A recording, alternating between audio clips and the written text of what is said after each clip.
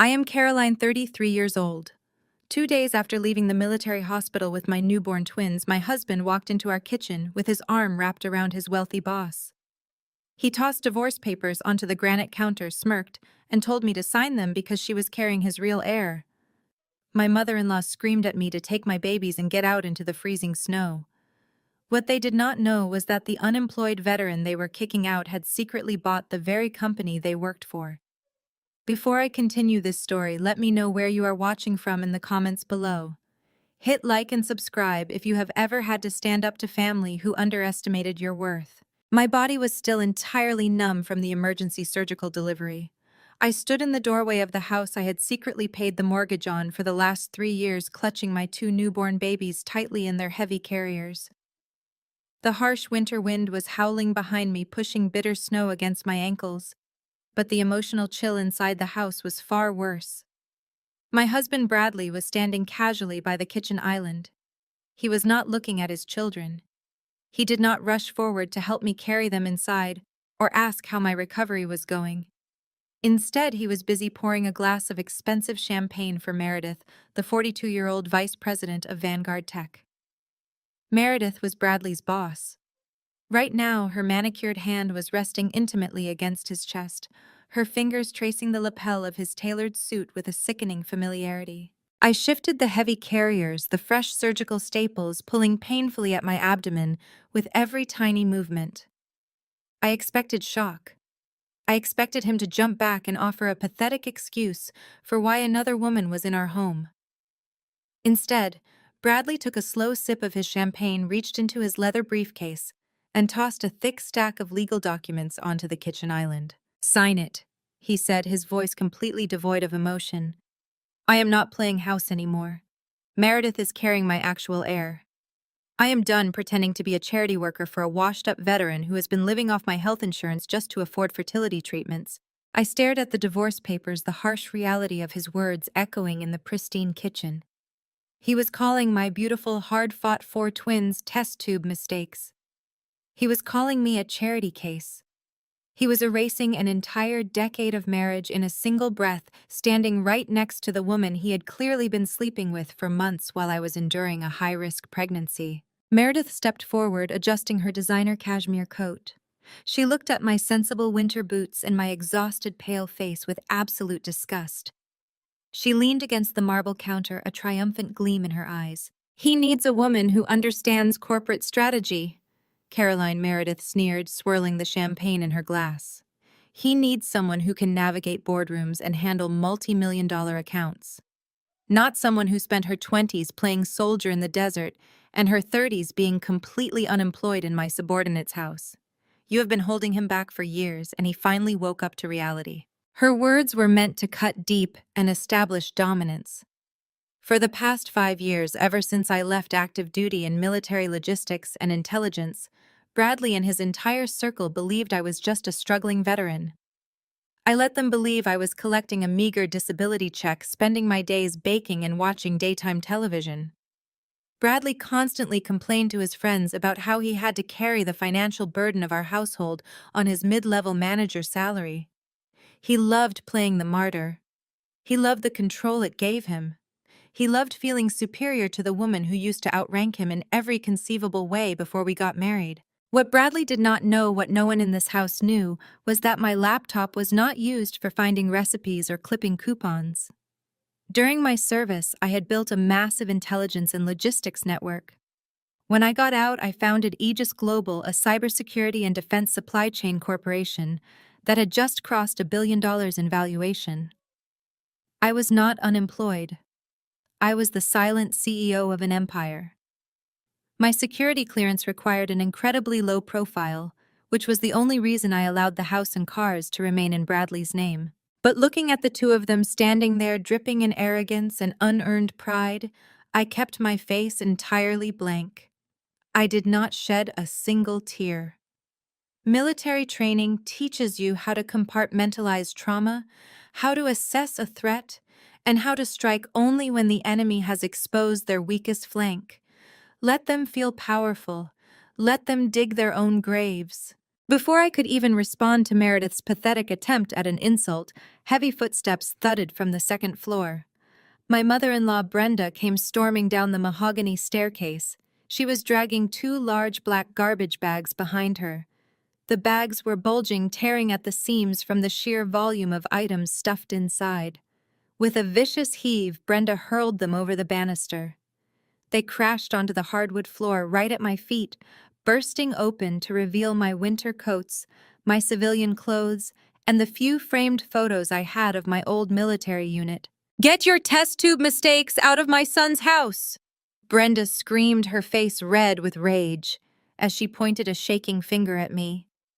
"I told Bradley years ago he should not marry a piece of military trash like you. You bring nothing to this family. You have no money, no class, and no future. You are a leech. Now pick up your garbage and get out before I call the police for trespassing." The babies started to cry, their tiny voices piercing the tense air, reacting to the sudden loud noises and the hostile environment. The sound tore at my heart, but I forced myself to remain stoic, despite the searing pain in my stomach. I looked at Bradley, the man I had vowed to spend my life with, waiting for even a flicker of hesitation or regret as his own mother threw his newborn children out into a blizzard. He just took Meredith's hand and smirked, sipping his champagne, waiting for me to break down and beg. He wanted me to fall to my knees. He wanted me to cry. He was severely underestimating the woman he had married. Brenda stepped forward, her eyes flashing with greedy opportunism. She was not satisfied with simply throwing my clothes out into the brutal Boston winter. Her gaze locked onto the side pocket of my diaper bag, where a glimmer of gold chain was peeking out. It was my grandmother's antique necklace, a family heirloom that had survived generations. Brenda lunged for it, her manicured fingers diving into the fabric. "I will take this as payment for the rent you owe us," she snarled, her voice shrill and entitled. My military reflexes kicked in before my conscious mind even registered the threat. I did not drop the baby carrier in my left hand. Instead, my right hand shot out with terrifying speed.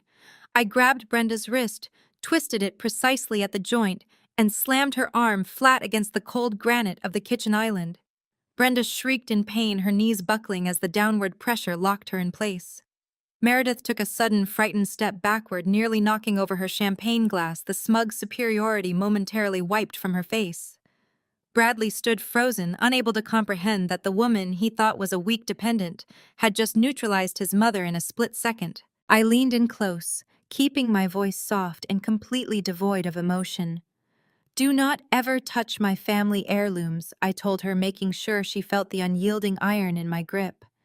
"And do not ever reach toward my children again." I released her wrist, and Brenda stumbled back, cradling her arm against her chest and whimpering like a wounded animal. Bradley quickly recovered his bravado, stepping in front of Meredith to protect his new prize. He pulled his smartphone from his tailored suit pocket and held it up for me to see. "You think you are so tough because of your military background?" he sneered, tapping the screen with deliberate, exaggerated motions. "Let us see how far your combat training gets you in the real world. I just canceled our joint credit card. Your access is completely gone. Good luck paying for a cab in a blizzard freeloader." He locked his phone and shoved it back into his pocket. "Let us see how you survive with $0 to your name. Now get your trash out of my house." I did not waste my breath arguing. I adjusted my grip on the heavy infant carriers, turned my back on them, and walked straight toward the front door. I pulled it open, and the freezing winter wind instantly lashed across my face. I stepped out into the howling storm, and the heavy oak door slammed shut behind me, locking me out of the warmth forever. The cold was immediate and punishing. The snow was blinding, swirling in chaotic vortexes under the dim glow of the streetlights. My boots sank deep into the fresh powder, making every step a grueling effort. I shielded the carriers with my own body, bending forward to block the biting wind from reaching the sleeping twins. Every step I took down the icy concrete driveway sent a shockwave of fiery pain through my surgical incision, but I kept moving. I reached the edge of the sidewalk, the street completely empty and buried under a fresh layer of white. I had no house keys. I had no active credit card. But my mind was already racing, calculating logistics, planning my next strategic move to dismantle their entire lives. Before I could reach into my coat pocket to dial my emergency extraction team, a pair of bright headlights pierced through the whiteout conditions. A sleek, heavily armored black SUV glided down the street, its specialized winter tires gripping the ice with flawless precision. It pulled to a smooth stop directly in front of me. The hazard lights flashed once. The heavy driver's side door swung open, pushing against the wind. Elijah stepped out into the storm. At 36 years old, my brother-in-law was a sharp, fiercely intelligent man. He was married to Bradley's sister Paige, and I knew he had always despised the toxic, arrogant culture of his wife's family. He did not ask if I was okay. He did not waste time expressing shock at finding me standing in a blizzard with newborns. He moved with absolute purpose. Elijah immediately stripped off his heavy cashmere overcoat. He stepped forward and draped the thick, warm fabric directly over the two baby carriers, completely shielding my children from the freezing elements. Without asking, he took the weight of one carrier from my aching arm, his grip solid and reassuring. "Get in," he commanded, his voice easily cutting through the howling wind. He opened the heated rear door of the SUV, and I climbed into the plush leather interior. The sudden rush of warm air was a shock to my freezing skin. Elijah carefully secured both infant bases into the back seat, ensuring the twins were perfectly safe before slamming the heavy door shut. He climbed into the driver's seat, shifted the vehicle into gear, and hit the gas. The SUV powered through the snowbanks, leaving Bradley's house far behind in the rearview mirror. The cabin was heavily soundproofed, reducing the raging blizzard outside to a mere whisper. I let out a slow, trembling breath, allowing the physical adrenaline to fade just enough so I could think clearly. Elijah reached over to the center console and handed me a steaming travel mug of black coffee. The heat radiated through my numb fingers. I drank the coffee, the bitter caffeine sharpening my senses. Then he reached into the passenger seat, picked up a thick leather-bound file, and passed it back to me. I took the file, my eyes immediately catching the gold foil logo stamped across the front cover. It was the corporate seal of Vanguard Tech, the company where Bradley worked and Meredith ruled as vice president. The pages inside were dense with financial data, highlighted routing numbers, and flagged wire transfers. It was a roadmap of corporate theft. It was the exact ammunition I needed. I looked up and met Elijah's reflection in the rearview mirror. "They think they have won," I said softly, my voice barely scratching the quiet of the cabin. "They think they took everything from me." Elijah shook his head, keeping his eyes on the snowy road ahead. "They have no idea who they just declared war on." He tapped the steering wheel with a gloved hand. "I am Vanguard Tech's senior financial auditor." Elijah said, his tone low and steady over the hum of the engine. "Bradley and my lovely wife think I just sit in a cubicle, crunch numbers, and look the other way when they skim off the top. They think you are a nobody. They think you are just a charity case dragging their precious brother down." He smiled, then a sharp, cold expression that promised absolute ruin for the people we had left behind. "But I know the truth, Caroline. I see the routing numbers. I see the encrypted offshore acquisitions passing through the shell companies. I know exactly what you have been building on that laptop for the last 5 years." The tires of the armored SUV gripped the concrete ramp as Elijah steered us into the subterranean parking garage of the tallest glass high-rise in the financial district. We bypassed the guest parking and pulled straight into a private, heavily guarded bay. 2 armed security personnel in tailored suits nodded at Elijah and immediately opened the heavy doors for us. The freezing blizzard above felt like another dimension compared to the sterile, climate-controlled quiet of the garage. I carried the twins, their small bodies warm and completely undisturbed by the chaos we had just left behind. Elijah swiped a black keycard on a restricted elevator panel, and we shot up 40 floors without a single stop. When the steel doors glided open, we stepped into a sprawling penthouse overlooking the snow-covered Boston skyline. Floor-to-ceiling windows framed the violent storm outside, but inside the air was perfectly warm, smelling of cedarwood and expensive leather. It was a corporate safe house, one of several luxury properties owned exclusively by my company. Bradley thought my occasional weekend trips were to cheap veteran support retreats. He never knew those trips were executive board meetings, and he certainly never knew I held the deed to the multi-million-dollar penthouse he constantly pointed out admiringly from the street below. I settled the infant carriers onto a massive velvet sectional double, checking my sleeping babies before turning my attention back to Elijah. He had already taken off his coat and was spreading the contents of the thick file across the glass coffee table. The fluorescent glow of the city caught the tension in his jaw. Elijah was a man who lived by the strict rules of finance, and what he was looking at clearly disgusted him. I walked over and looked down at the highlighted routing numbers, forged signatures, and flagged offshore wire transfers. Bradley had always been obsessed with status, but his salary as a mid-level manager at Vanguard Tech barely covered the lavish lifestyle he projected to his country club friends. Now the math made perfect sense. Elijah tapped a freshly printed bank statement with a heavy pen. Meredith and Bradley are not just planning a lavish wedding. They are actively bleeding Vanguard Tech dry to pay for it. They have siphoned over $4 million in the last 6 months alone.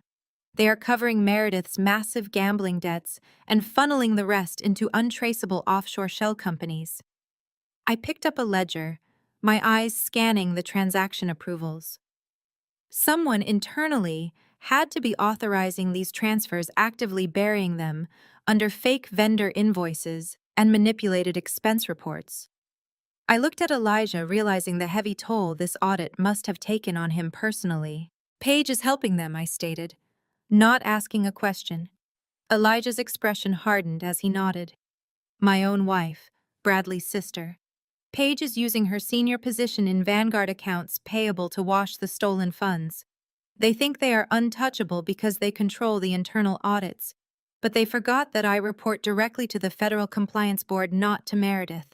They think you are just a broken veteran they can discard into the cold. They think I am just the token relative they can push around and keep quiet.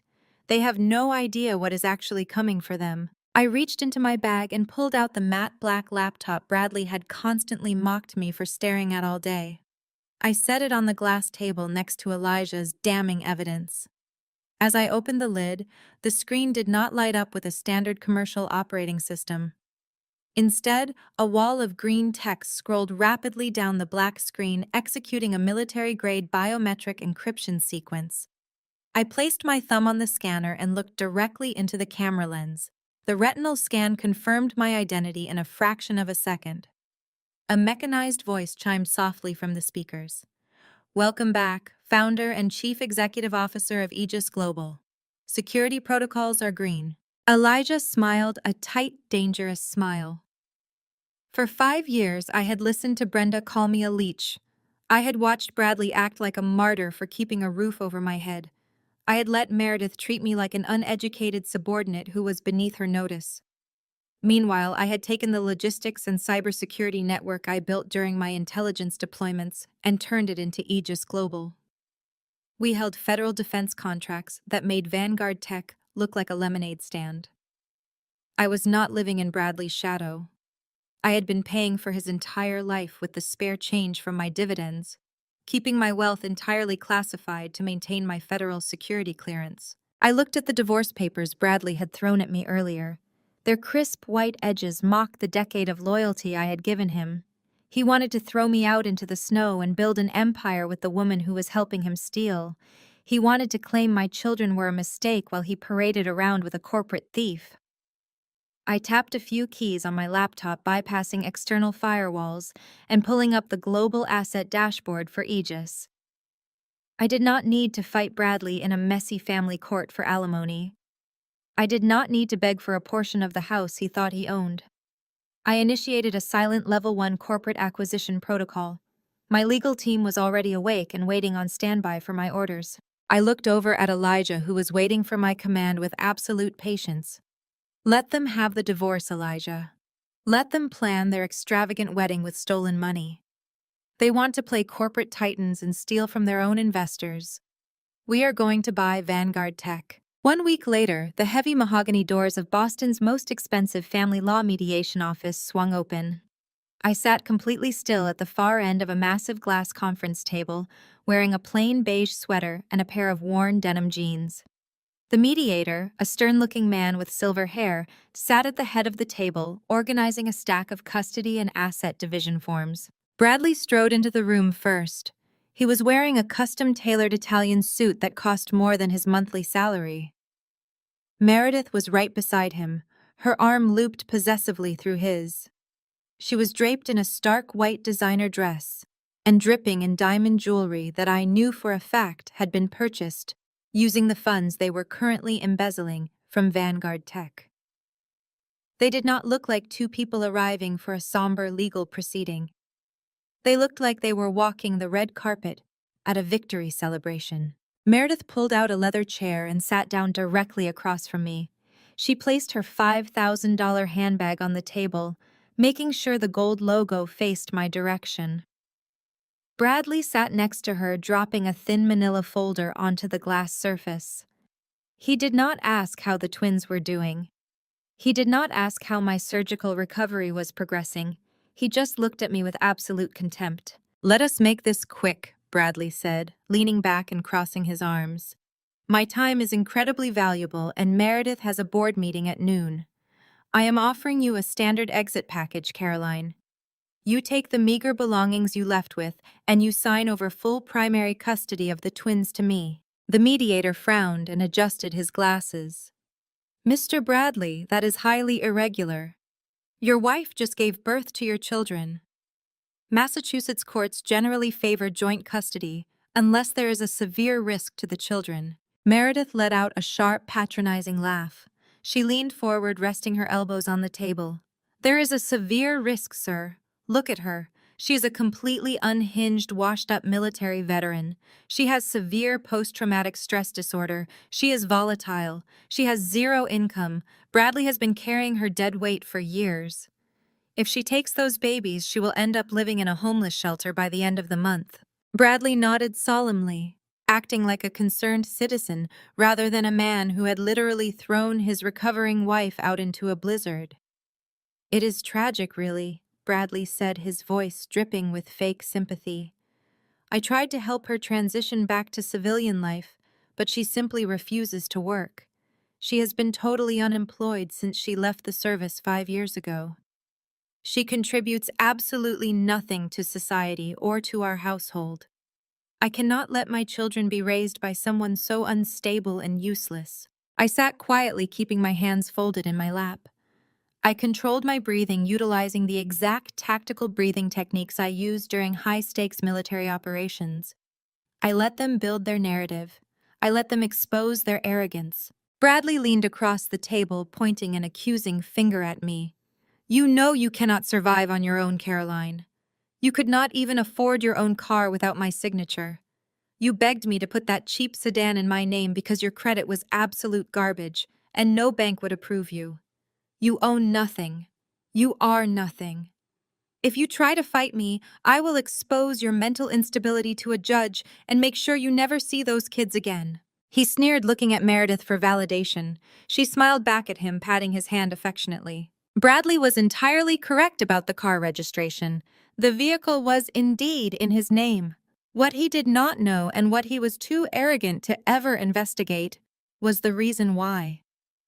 As the founder and chief executive officer of Aegis Global, running a multi-billion-dollar international defense network, I was required by federal mandate to maintain the highest level security clearance. That clearance required me to have an absolute zero-profile public footprint. I could not have assets, properties, or even a simple vehicle registration trailing back to my classified civilian identity. I had let Bradley put the car in his name because it served my security protocol perfectly. It fed his massive ego while keeping my corporate empire completely hidden in the shadows. The mediator looked at me with deep pity in his eyes. He clearly believed their story. He saw a broken, defeated woman who was about to be crushed by her wealthy, powerful husband. "Mrs. Bradley," the mediator said gently, tapping his pen against the legal pad, "you do not have to agree to these terms today. In fact, Given the length of your marriage and your lack of current employment, I strongly advise you to fight for spousal support. You are legally entitled to request significant alimony to help you get back on your feet." Meredith scoffed, rolling her eyes dramatically. "If she tries to drain Bradley's bank accounts, we will drag this out in court for years. We have the best corporate lawyers in the city on retainer. We will bury you in legal fees, Caroline, until you are begging us for bus fare. Just sign the papers and walk away with whatever shred of dignity you have left." Bradley slid the separation agreement across the smooth glass table. It stopped right in front of me. The document outlined my complete surrender: zero alimony, zero claim to the house, primary custody granted to him. I stared at the thick stack of papers. I lowered my head, letting my shoulders slump forward perfectly, mimicking the posture of a woman who had completely given up. I let my breathing hitch just slightly, as if I were holding back tears of absolute despair. I reached into my cheap canvas tote bag and slowly pulled out a plain black ballpoint pen. I looked up at Bradley, my eyes wide and seemingly filled with defeat. "I am so tired, Bradley," I whispered, my voice trembling perfectly on cue. "I just want this to be over." Bradley grinned a wide, predatory smile of absolute victory.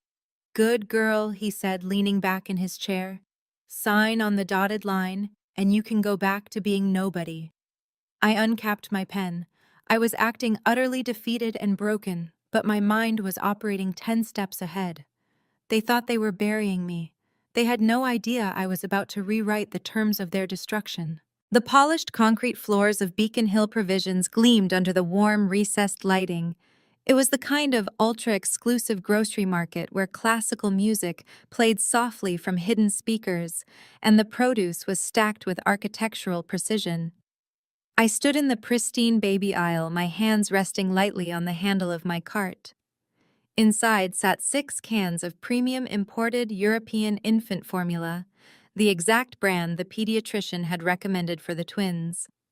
I was dressed simply in a black cashmere turtleneck and dark jeans projecting nothing but quiet anonymity. The brutal chaos of the mediation office was exactly 48 hours behind me, and the silent gears of Aegis Global's corporate acquisition protocols were already grinding Vanguard Tech into dust. I reached for a final can of formula when a sudden, violent jolt nearly knocked the cart out of my hands. The heavy metal basket slammed into my hip. I pivoted my military training, instantly evaluating the physical threat. Standing at the end of the aisle, hands gripping her overflowing shopping cart like a weapon, was Brenda. Next to her stood Meredith, draped in a full-length chinchilla coat, holding a custom alligator skin handbag. They were entirely out of place in the quiet grocery store, projecting a loud, aggressive arrogance that immediately drew the eyes of everyone in the surrounding aisles. Brenda did not apologize for ramming the cart. Instead, her face twisted into a mask of theatrical disgust. "Look who crawled out of the snowbank," she loudly announced, making sure her voice carried over the soft symphony music.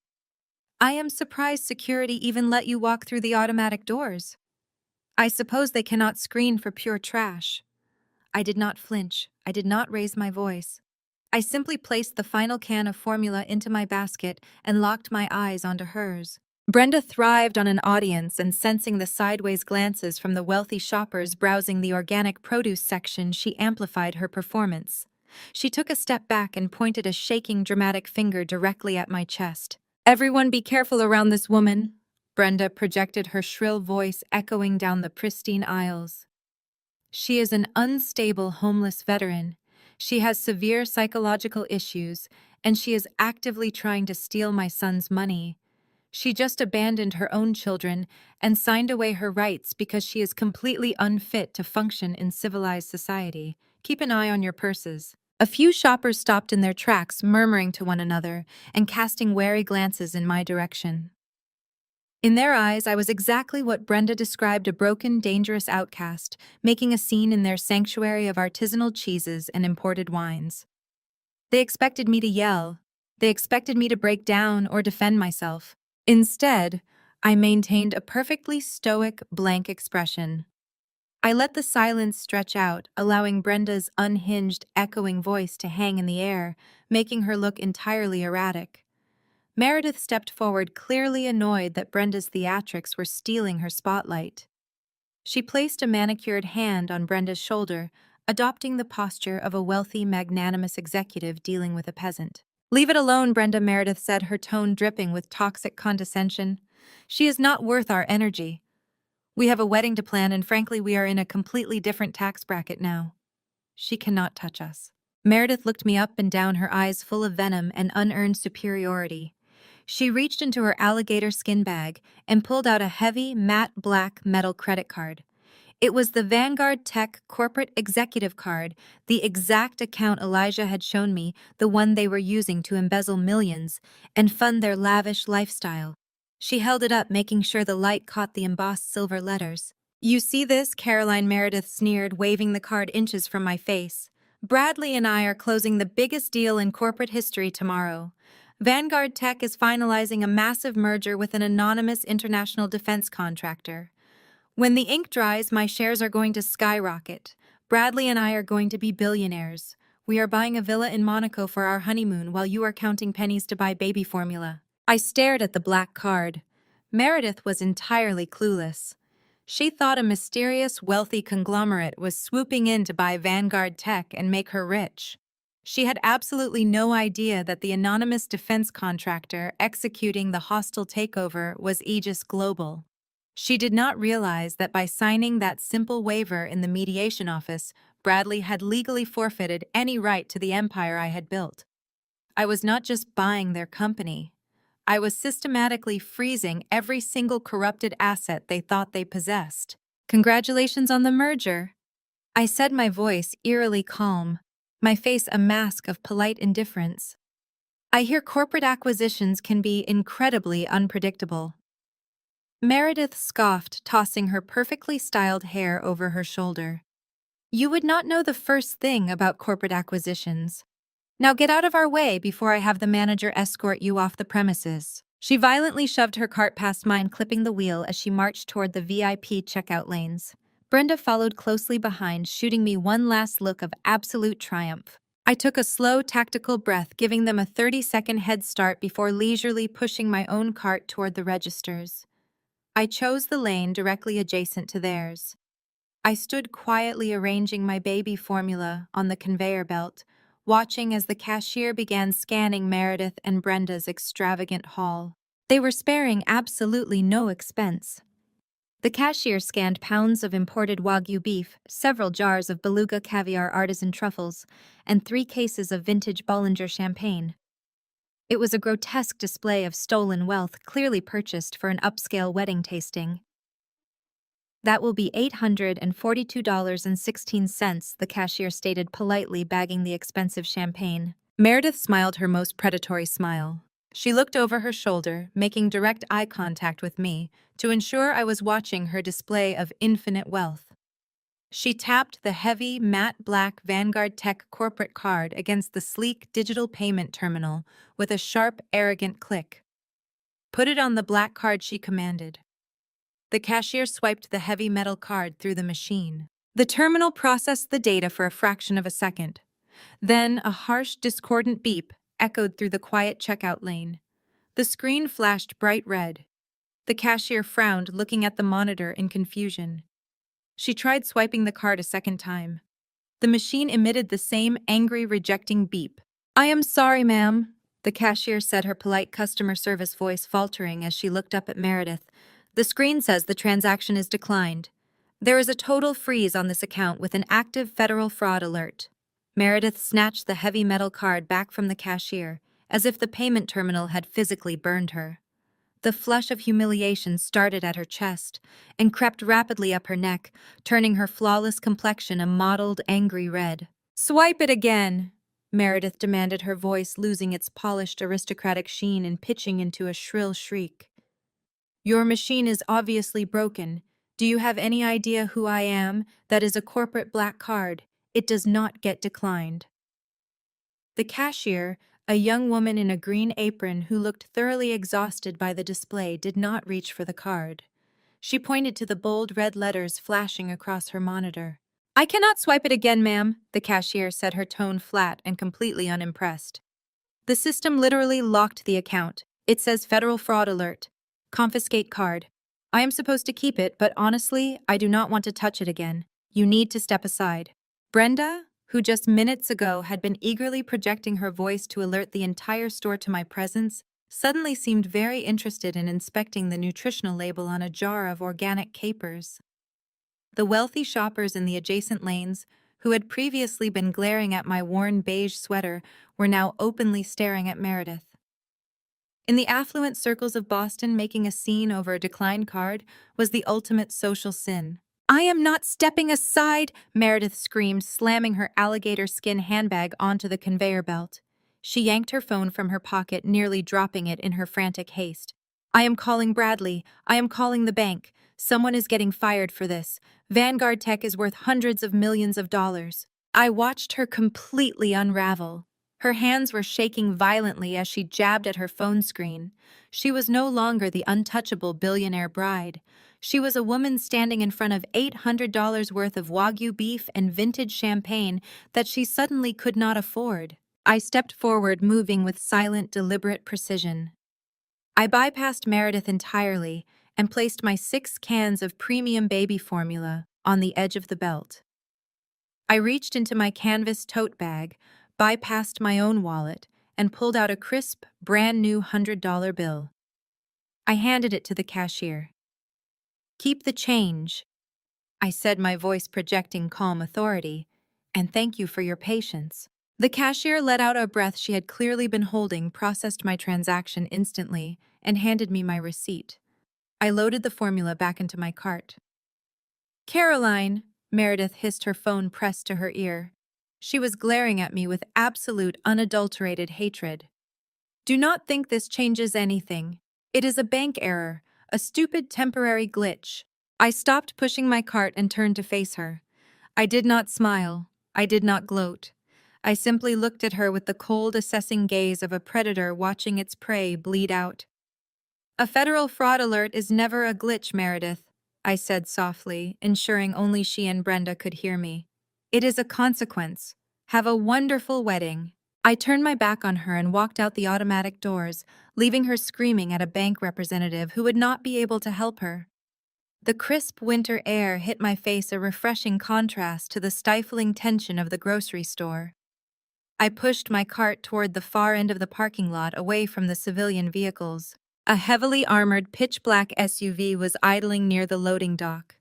As I approached, the driver's side door opened. Marcus, my head of personal security and a former Special Forces operative I had served with, stepped out.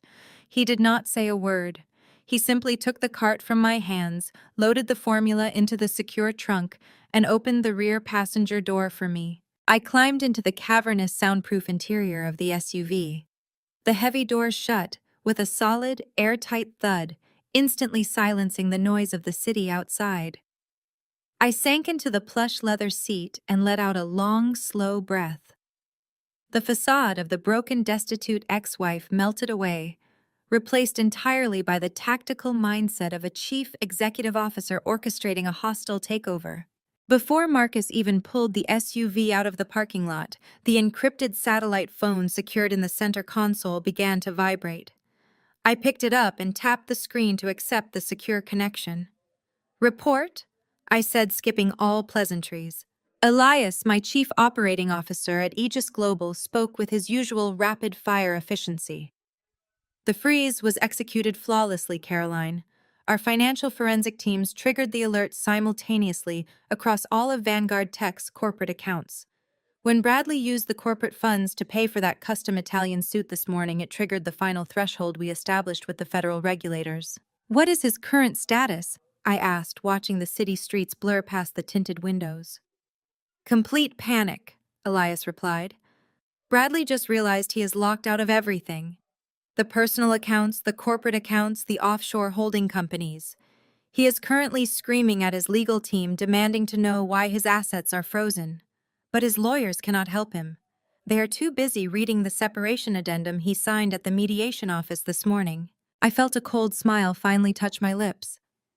The imaginary business clause. Exactly. Elias confirmed, the satisfaction evident in his voice. By signing that waiver, Bradley completely surrendered any right to contest your financial maneuvers. He legally isolated himself. He thought he was throwing you out on the street, but he actually signed away his right to defend his own company from your assets. What is the status of the acquisition? I asked, needing the final confirmation. The board members at Vanguard were already terrified by the sudden federal audit, Elias explained. When they realized their CEO was under investigation for mass embezzlement, they panicked. They wanted an immediate buyout to save their own pensions. They did not care who was buying, they just wanted out. I leaned back against the leather headrest, the tension finally leaving my shoulders. Give me the final numbers, Elias. Elias took a sharp breath, clearly relishing the moment. Caroline, the shell companies have done their job. We just acquired 51% of Vanguard Tech's voting shares. You are officially Meredith and Bradley's boss. 30 days had passed since the grocery store incident. I sat in the back of my armored SUV parked discreetly in the shadows across from my former Beacon Hill mansion. The historic property was ablaze with light, projecting an aura of invincibility into the cold night air. Valets in crisp white shirts sprinted down the circular driveway, hastily parking a parade of imported sports cars and luxury sedans. Bradley and Meredith were throwing a lavish combination housewarming and engagement party. It was a grotesque display of unearned wealth, funded entirely by a man who possessed no actual capital. Elias sat beside me in the dim cabin of the SUV, his fingers dancing across the screen of an encrypted tablet. He had easily bypassed the mansion's smart home security system. Bradley, blinded by his own arrogance, was far too lazy to change the default administrative passwords I had personally coded 3 years ago. The high-definition video feed displayed the grand foyer packed shoulder to shoulder with Boston socialites and Vanguard Tech executives. Waiters in tailored vests carried silver trays, overflowing with vintage champagne and imported caviar. He really went all out for this performance. Elias noted, his voice laced with professional disgust. Our financial forensics team confirmed he took out a massive high-interest bridge loan against the remaining equity of the house to fund this party and purchase that engagement ring. He still believes the frozen corporate accounts are just a temporary bureaucratic hold related to the upcoming merger. I kept my eyes fixed on the tablet screen. Bradley was a spectacular fool. He truly thought his company was merging with a faceless international defense contractor. He had absolutely no idea that Aegis Global, my company, was the hidden entity that had quietly swallowed 51% of Vanguard Tech's voting shares. He was throwing a party with money he did not have to celebrate a corporate victory that did not exist. The audio feed crackled to life, drawing my attention back to the screen. Bradley stood halfway up the grand spiral staircase, physically elevating himself above his guests to command the room. He tapped a silver spoon against his crystal champagne flute. The sharp, piercing rings effectively silenced the murmuring crowd below. Meredith stood proudly beside him, wearing a plunging silk gown that likely cost more than an average citizen's annual salary. She clung tightly to his arm, projecting the perfect image of a triumphant society hostess. I want to thank you all for coming tonight, Bradley announced, his voice booming with arrogant confidence. We are here to celebrate 2 monumental milestones. First, my engagement to my beautiful Meredith. She has brought light luxury and true elegance back into my life. The crowd offered a round of polite, synchronized applause. Meredith preened under the attention, lifting her hand to flash a diamond ring that caught and fractured the light from the antique chandelier overhead. Secondly, we are celebrating the future, Bradley continued, his chest puffing out. As many of you know, Vanguard Tech is currently finalizing a historic corporate merger. We are partnering with a major international defense contractor, a deal that will elevate our company to the stratosphere and make all of our loyal investors incredibly wealthy. He paused dramatically, taking a slow, theatrical sip of champagne. His eyes swept across the opulent room, taking in the imported marble statues, the velvet drapes, and the excessive floral arrangements that choked the entryways. It feels incredible to finally breathe freely in this magnificent space, Bradley declared, his tone shifting from celebratory to cruel and mocking. You have no idea what it took to get this property ready for tonight. It took me years to scrub the military grime out of this house and fill it with real class." Laughter rippled through the crowd of sycophants. They chuckled at his cruelty, eager to validate the man they believed was about to make them rich. Bradley leaned into the joke, soaking up their validation. "My ex-wife treated this beautiful historic home like a military barracks. She ran her life on a rigid, joyless schedule, contributing absolutely nothing to our lifestyle or to our society. She was a heavy anchor dragging me down into mediocrity. But look at us now. The anchor is cut, the house is purified, and we are stepping into a billion-dollar future." I sat perfectly still in the dark SUV, my expression an unreadable mask. He genuinely believed his own fictional narrative. He believed he was the sole architect of his success, completely unaware that I had laid every brick of his foundation and that I was currently pulling the structural pins out one by one. Aegis Global had not just acquired Vanguard Tech. Through a secondary shell company, we had also purchased the predatory bridge loan Bradley had signed against the mansion. When he defaulted on his first payment 48 hours ago due to his frozen bank accounts, a hidden clause triggered an immediate forfeiture of the asset. I glanced at the digital clock glowing on the dashboard. It was precisely 8 o'clock. I turned to Elias and gave a single sharp nod. "Execute the final phase." Elias tapped a key on his secured laptop. Across the street, the heavy oak front doors of the Beacon Hill mansion loomed under the amber glow of the porch lights. Through the audio feed on the tablet, the sharp, authoritative ringing of the doorbell cut clearly through the classical music and the wealthy chatter. Meredith laughed, a shrill, grating sound that spiked the audio meters on my screen. "Oh, that must be the caterers with the second round of beluga caviar," she announced loudly to the executives standing nearby. She patted Bradley affectionately on the chest. "Go, let them in, darling. Tell them to take it straight to the dining room." Bradley handed his empty champagne flute to a passing waiter. He adjusted the pristine cuffs of his tailored suit, squared his shoulders, and strode confidently toward the foyer. The security camera feed tracked his movement as he grasped the polished brass handle and pulled the heavy door open with a wide, welcoming smile. The smile vanished instantly, replaced by a mask of utter confusion. Standing on the front porch was not a catering team holding silver trays of luxury appetizers. It was a uniformed county sheriff, his hand resting casually near his duty belt. Flanking the sheriff was a tall, sharp-featured woman in a tailored charcoal suit holding a thick leather portfolio. She was Aegis Global's top real estate asset manager. Bradley froze in the doorway, his hand still gripping the brass handle. The classical string music playing softly in the background suddenly sounded completely absurd against the harsh reality standing on his doorstep. The guests nearest the foyer stopped talking, sensing the sudden sharp shift in the atmosphere. "Mr. Bradley," the sheriff stated, his deep voice loud enough to carry into the suddenly silent foyer, "we are not here for the party." The asset manager stepped forward, her face a mask of cold corporate efficiency. She opened the leather portfolio and held up a federal court order stamped with a bright red seal. "You are trespassing on private corporate property," she said, her voice slicing effortlessly through the heavy perfumed air of the mansion. "This estate is now legally owned by Aegis Global.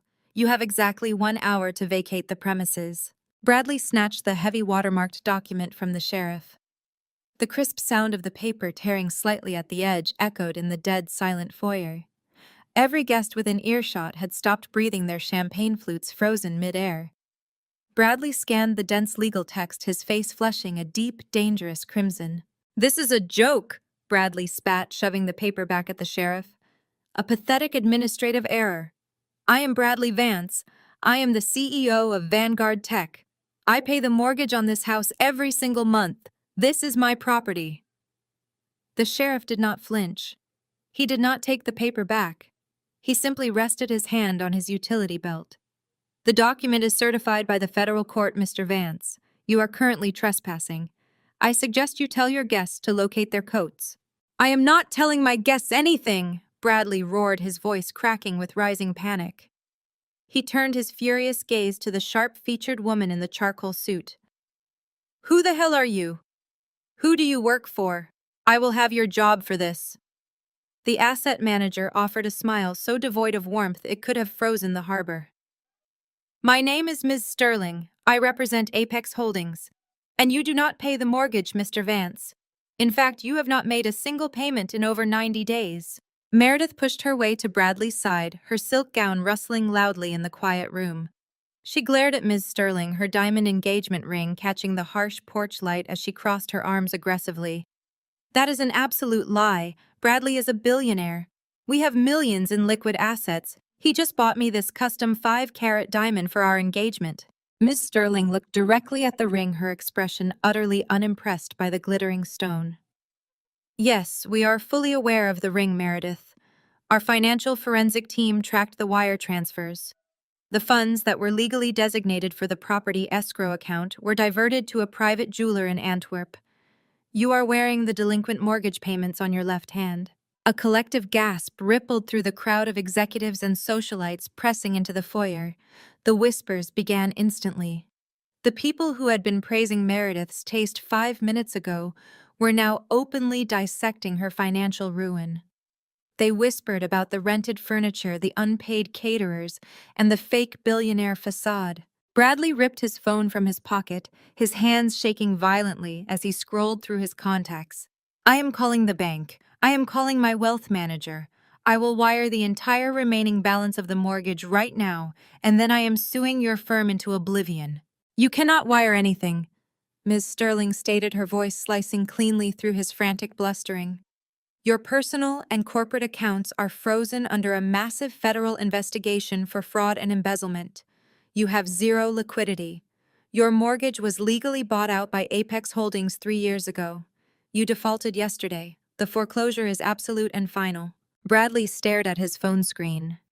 The red error messages from earlier that day at the grocery store were still there, glaring back at him.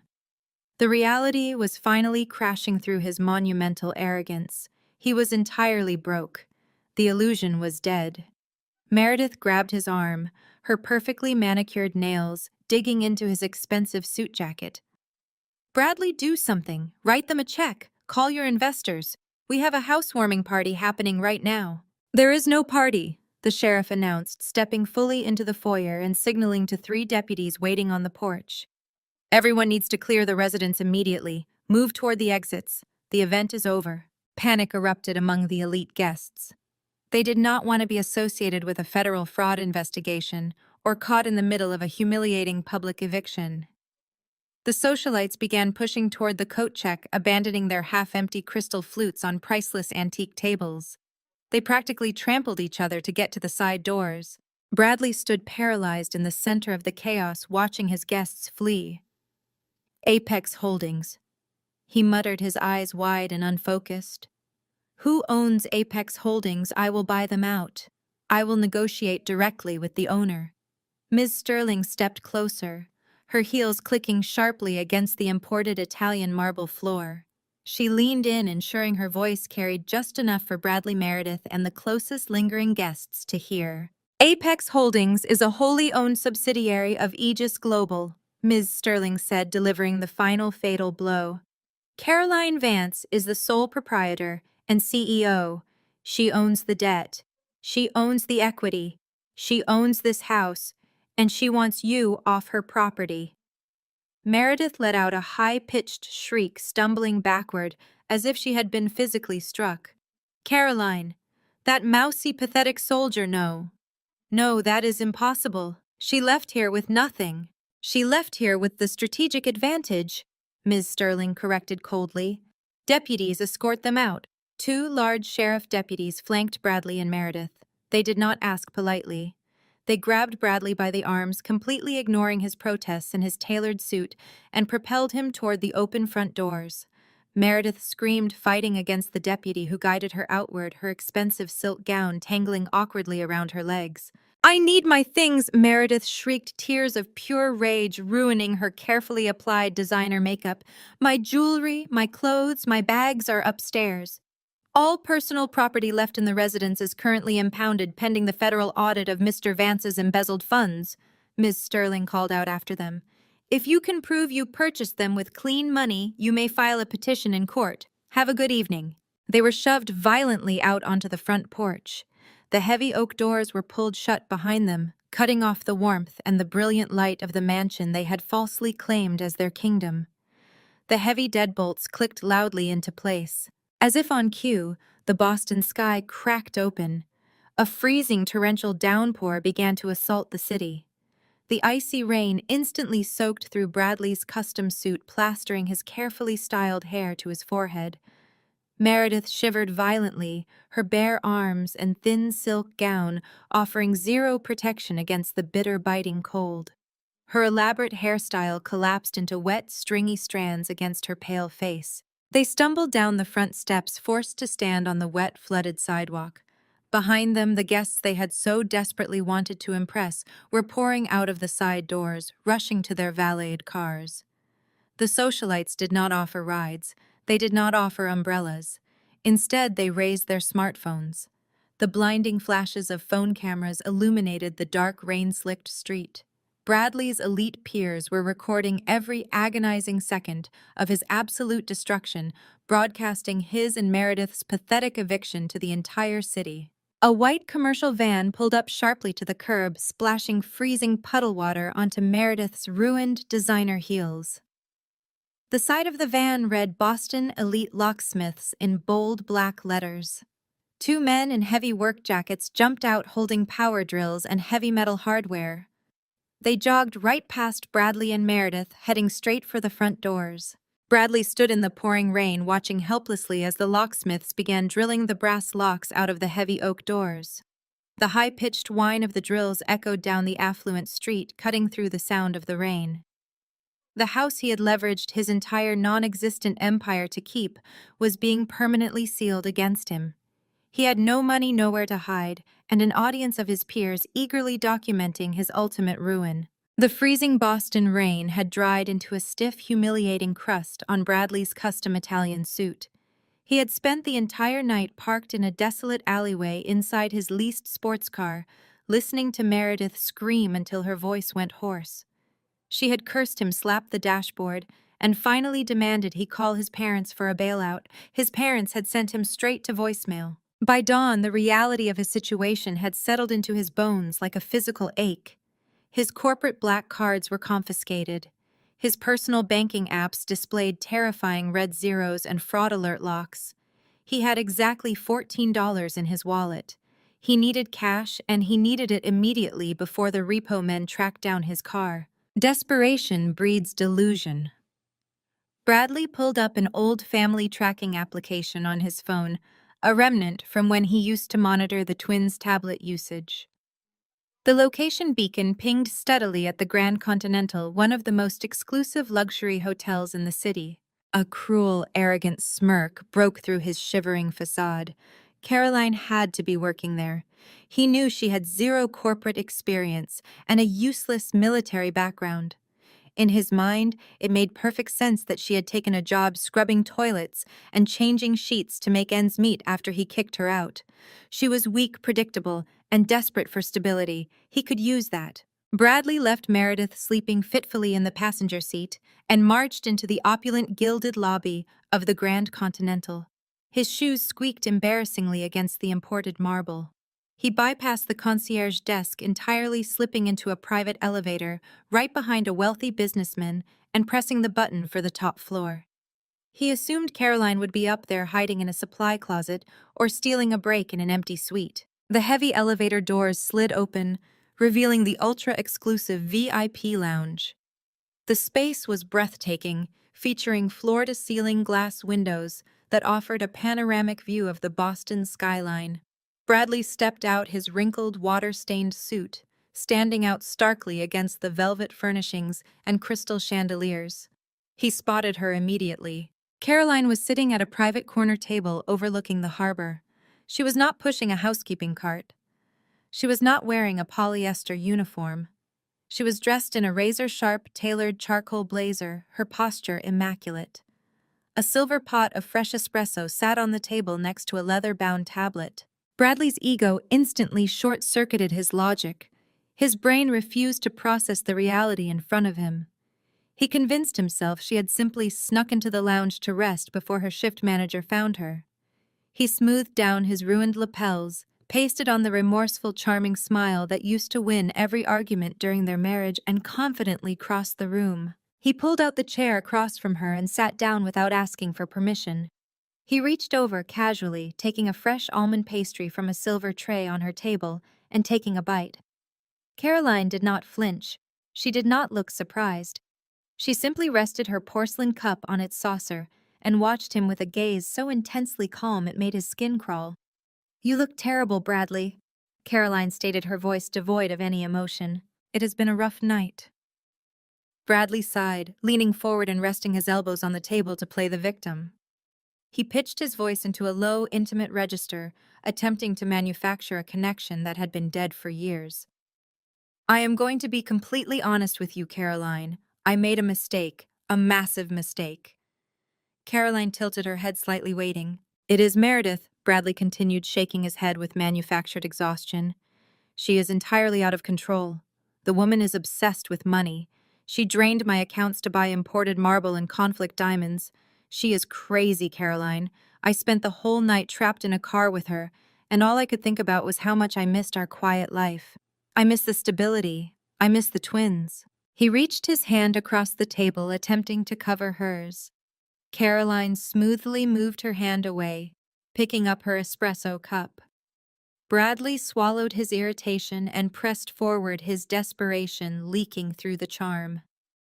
"There is a temporary hold on my corporate accounts. Just a bureaucratic banking error because of a big merger I am handling. It will be cleared up by Monday. But right now Meredith is driving me insane and I need a place to stay." He offered his most pathetic, pleading look. "Caroline, Meredith is crazy. I miss the twins. Just let me borrow your VIA disability check to get a hotel." Caroline did not laugh. She did not raise her voice. She took a slow, deliberate sip of her espresso, her dark eyes locking onto his panicked face. The silence in the VIP lounge stretched out heavy and suffocating. "I do not have a VA check, Bradley," Caroline said, her voice dropping to a dangerous, icy whisper. Before Bradley could process her words, the soft chime of the private executive elevator echoed through the lounge. The brushed steel doors slid open. Elijah Aegis Global's lead forensic accountant stepped out onto the plush carpet. He was flanked by two men wearing dark windbreakers with federal badges clipped to their belts.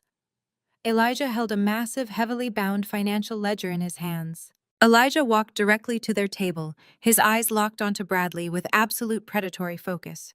He dropped the heavy ledger onto the table with a loud final thud that made Bradley jump in his seat. "But you have a federal indictment," Elijah said. Bradley stared at the massive leather-bound ledger as if it were a live explosive. The charming, remorseful mask he had carefully plastered on his face melted away, replaced by the pale, twitchy reality of a cornered animal. He looked from the heavy ledger to the two men in dark windbreakers flanking Elijah. The silver federal badges clipped to their belts caught the ambient light of the VIP lounge, reflecting a truth Bradley desperately wanted to deny. "What is this?" Bradley demanded, his voice dropping its smooth cadence and pitching upward into a defensive squeak. "Caroline, call off your attack dogs. This is a private club." Caroline did not even blink. She took another slow, deliberate sip of her espresso, her dark eyes locked on Bradley over the rim of the porcelain cup. She remained entirely silent, letting Elijah take the floor. Elijah casually unbuttoned his suit jacket and flipped the heavy cover of the ledger open. The thick parchment pages were covered in red ink, highlighted transaction numbers and stark financial summaries. He did not look at Bradley with anger. He looked at him with the clinical detachment of a scientist observing a parasite. "This," Elijah stated, tapping a manicured finger against a densely populated spreadsheet, "is a complete forensic reconstruction of your corporate and personal finances over the past 36 months. It turns out that when a federal judge freezes your accounts, people start to look very closely at why the water was leaking in the first place." "There are no leaks," Bradley spat, leaning back in his chair and crossing his arms in a desperate show of defiance. Vanguard Tech is in the middle of a massive international merger. My accounts are on a standard compliance hold. My attorneys will have your credentials revoked for harassment by Monday morning. Your attorneys quit at 4 o'clock this afternoon, Elijah corrected smoothly. They submitted their formal withdrawal of representation the moment we provided them with page 42 of this document. It seems they were entirely unaware that their exorbitant retainer was being paid with stolen corporate funds. Bradley flinched. His eyes darted toward the private elevator, calculating the distance, but the federal agents subtly shifted their weight, blocking any potential exit path. Let us review the highlights, Elijah continued, turning a page with a sharp, crisp rustle. Starting with the wire fraud. 8 months ago, Vanguard Tech secured a Series C funding round intended for server expansion and hardware upgrades. Exactly 48 hours after the capital hit the corporate accounts, you authorized a transfer of $2.4 million to a shell company registered in the Cayman Islands. That was a legitimate vendor contract, Bradley countered quickly. Sweat beading on his forehead despite the cool air conditioning of the lounge. We were outsourcing proprietary code development. You were outsourcing your lifestyle. Elijah shot back, his voice dropping into a hard, unforgiving tone. We pierced the corporate veil on that shell company yesterday morning. The sole beneficiary of that account is your fiancée, Meredith. She used those corporate funds to purchase the conflict diamonds currently sitting on her left hand, import custom Italian marble for a house you no longer own, and fund a string of luxury vacations under the guise of corporate scouting trips. That constitutes corporate embezzlement, wire fraud, and international money laundering. Bradley opened his mouth to argue, but Elijah simply turned another page, refusing to give him an inch of breathing room. Then we have the bridge loan, Elijah said, tapping a brightly highlighted section. You leveraged the remaining equity of the Beacon Hill mansion to secure a short-term, high-interest personal loan to fund tonight's party. But you falsified your asset declarations to the lender. You claimed full ownership of Vanguard Tech patents that were actually collateralized in a previous undisclosed settlement. That is bank fraud, Bradley. It is a major federal offense. The silence in the lounge was absolute. The soft jazz playing through the hidden speakers felt entirely disconnected from the total destruction happening at the corner table. Bradley stared at the open ledger, his breath coming in short, erratic gasps. The illusion of his brilliance, his wealth, and his untouchable status had been mathematically dismantled and bound in leather. When a cornered animal realizes it has no escape, it always attacks. Bradley surged to his feet, knocking his chair backward. It hit the floor with a loud crack. He slammed his hands onto the table, leaning aggressively toward Elijah. The progressive, sophisticated tech billionaire facade shattered entirely, revealing the elitist, arrogant bully he had always been. You think you have me figured out? Bradley sneered, his face mere inches from Elijah's. You are nothing but a glorified accountant. A pathetic, miserable number cruncher my sister married out of sheer pity because no one else would tolerate you. You grew up in a trailer park, Elijah. You wear cheap suits and you drive a minivan. You do not belong in this room, you do not belong in my family, and you absolutely cannot touch me. I am Bradley Vance. I built an empire. Caroline finally set her espresso cup down. The delicate clink of porcelain against the saucer cut through Bradley's rant like a gunshot. You built a house of cards, Caroline said quietly, and you used my money to buy the deck. Elijah did not flinch at Bradley's vicious insults. He did not raise his voice or defend his marriage to Bradley's sister. He simply looked at the furious, sweating man in front of him and offered a smile so cold it dropped the temperature in the room. He closed the heavy ledger with a decisive, echoing snap. You are right about one thing, Bradley, Elijah said, his voice entirely composed. I am just an accountant. I do not have the authority to touch you. Bradley let out a harsh, barking laugh of triumph, pointing a shaking finger at Elijah. Exactly. You are a paper pusher. You have no power here.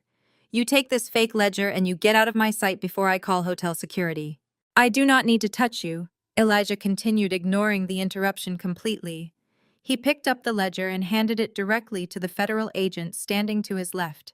Because I do not execute the warrants, I just do the math. And earlier this morning I handed the complete verified audit over to Vanguard Tech's new majority shareholder. Bradley's triumphant sneer froze on his face. His hand dropped slowly to his side. What are you talking about? Vanguard is merging with an international defense contractor. We are finalizing the equity split on Tuesday. There is no merger. Elijah stated, his tone flat and absolute. There never was a merger, Bradley. Aegis Global set up the dummy corporation to blindside your board of directors. While you were busy stealing from your own company to buy Meredith diamond necklaces, Aegis Global was quietly buying up every single scrap of your debt and purchasing 51% of your voting shares. Bradley stumbled backward, his legs hitting the overturned chair. He looked from Elijah to the federal agents and finally to Caroline, who sat perfectly still, radiating absolute authority. You are not merging, Bradley, Elijah said, delivering the final fatal blow. You are the target of a hostile takeover. You no longer own your company. You no longer own your house. And as of this morning, you no longer own your freedom. 72 hours after the hostile takeover of Vanguard Tech went public, the Boston financial district was buzzing with rumors, but Meredith was not going to let the narrative slip from her manicured fingers. The frozen bank accounts, the eviction, and the sheer humiliation of being tossed onto the street had initially sent her into a hysterical spiral, but Meredith was a survivor of the highest social order. When the truth did not serve her, she simply manufactured a new one. She secured a prime guest slot on the city's most popular financial podcast, The Boston Ledger. Sitting in the soundproof studio wearing a pristine white cashmere sweater designed to project innocence and vulnerability, Meredith leaned into the microphone. Her eyes were perfectly glossy, holding back tears that she had spent the entire morning practicing in the mirror. It is a nightmare, David, Meredith said, her voice trembling with expertly calibrated distress as she addressed the host. Bradley is a visionary. He built Vanguard Tech from nothing, pouring his soul into developing technology that actually helps people. But we are being terrorized by a corporate bully who is using limitless illicit funding to run a personal vendetta against us. The host leaned forward, captivated by the drama. You are referring to the CEO of Aegis Global, Caroline Vance, Bradley's ex-wife. She is not a CEO, David. Meredith scoffed softly, shaking her head as a single tear escaped down her cheek. She is a deranged, jealous ex-wife who could not handle the fact that Bradley outgrew her. Caroline was always unstable. She treated their marriage like a military deployment, cold, rigid, and completely devoid of warmth. When Bradley finally found happiness with me, something inside her snapped. This entire hostile takeover is not business. It is stalking. She is stalking my fiancé, destroying his life's work and threatening my safety out of sheer unhinged spite. Meredith took a delicate sip of water, letting her accusations hang heavy in the digital airspace. She painted a vivid, horrific picture of a bitter veteran utilizing shadowy defense contracting money to ruin an innocent tech genius. She conveniently omitted the wire fraud, the forged mortgage documents, and the millions of dollars of embezzled corporate funds sitting in her own jewelry boxes. To the thousands of listeners tuning in, Meredith was the tragic heroine, and Caroline was a monster. The podcast broadcasted at dawn. By noon, the manufactured outrage had successfully mobilized the one person in Boston who hated Caroline more than Meredith did. Brenda Vance, Bradley's mother, had spent the last decade making her disdain for Caroline explicitly clear. Brenda was a woman who valued country club memberships, high society pedigree, and submissive daughters-in-law. She had always viewed Caroline's military service as brutally unladylike, and her working-class background as a permanent stain on the Vance family tree. Hearing Meredith's tearful podcast interview was the ultimate validation of Brenda's prejudice. Furious that her golden boy was being humiliated, Brenda rallied her affluent suburban church group. They were a terrifying squadron of wealthy, entitled women who operated under the guise of moral superiority. Armed with hastily made poster boards and an aggressive sense of self-righteousness, the group descended upon the Grand Continental Hotel. Brenda had convinced herself that Caroline was staying at the hotel using her ill-gotten gains to live in luxury while Bradley suffered. The reality was that Brenda had no idea where Caroline actually lived or worked, but the Grand Continental made for a highly visible stage. The protest was a spectacle of suburban outrage. Women in designer trench coats and pearl necklaces marched in a tight circle on the sidewalk, blocking the hotel's main entrance. Brenda stood at the center, gripping a battery-powered megaphone with white-knuckled intensity. Caroline Vance is a predator. Brenda's voice blared through the megaphone, echoing off the glass facades of the financial district. She is a corporate bully and an unfit mother. She is terrorizing an innocent family. Stop the harassment. Save the twins from this deranged woman. The women behind her hoisted their signs higher. They read, "Protect Boston Business" and "Stop the Stalker." Pedestrians slowed down to watch the bizarre display. Tourists snapped photos of the wealthy women screaming on the sidewalk. Hotel security stood by helplessly, unable to physically remove the protesters from public property. Brenda was in her element, weaponizing her maternal outrage to defend a son who had actively stolen millions of dollars from his own investors. 10 miles away, high above the chaos of the city streets, Caroline sat in the executive boardroom of Aegis Global headquarters. The room was a fortress of soundproof glass and dark mahogany. A massive digital monitor covered the entire far wall, currently displaying a split screen. On the left was the audio waveform of Meredith's podcast interview. On the right was a live helicopter news feed of Brenda and her church group marching outside the Grand Continental. Marcus, the fiercely protective director of public relations for Aegis Global, paced the length of the boardroom. He was vibrating with professional rage. He slapped a thick legal dossier onto the polished wood table in front of Caroline. "This is textbook defamation, Caroline," Marcus stated, his voice sharp and urgent. "Meredith went on a syndicated platform and explicitly accused you of stalking and harassment. Your former mother-in-law is currently slandering your fitness as a parent on live television. We have an army of litigators on retainer. Give me the green light. I will file a massive defamation lawsuit right now.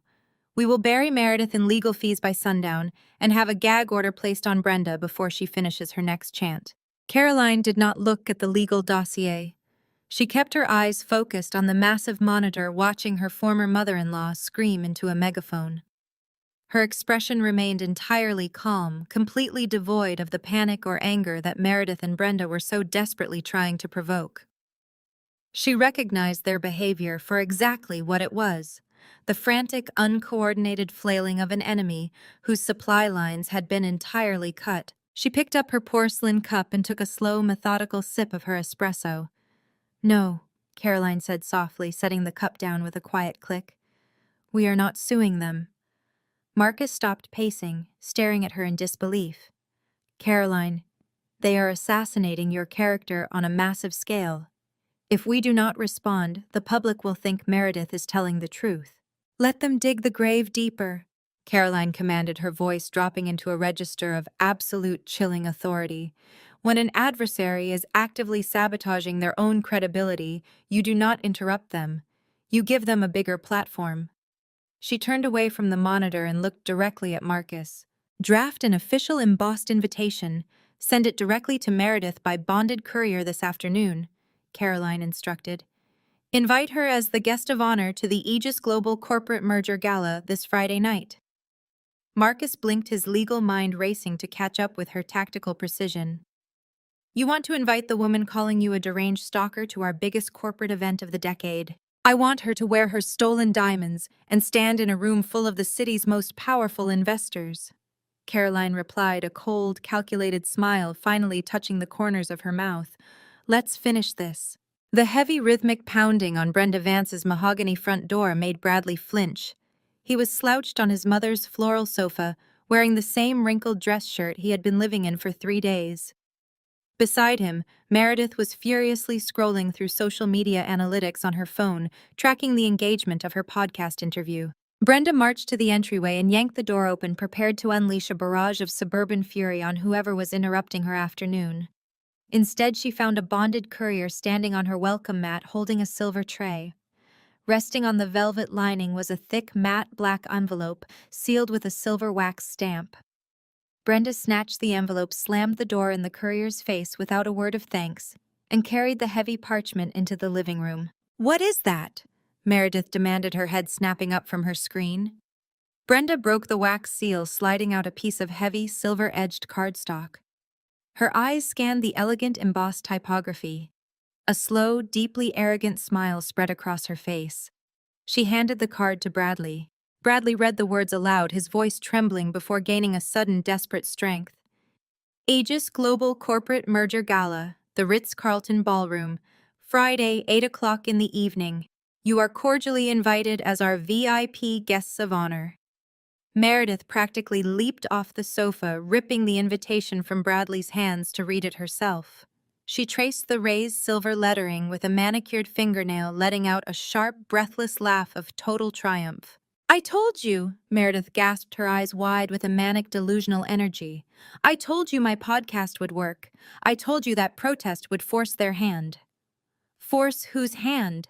Bradley asked, blinking rapidly as his shattered ego desperately tried to reassemble itself. Caroline initiated the hostile takeover.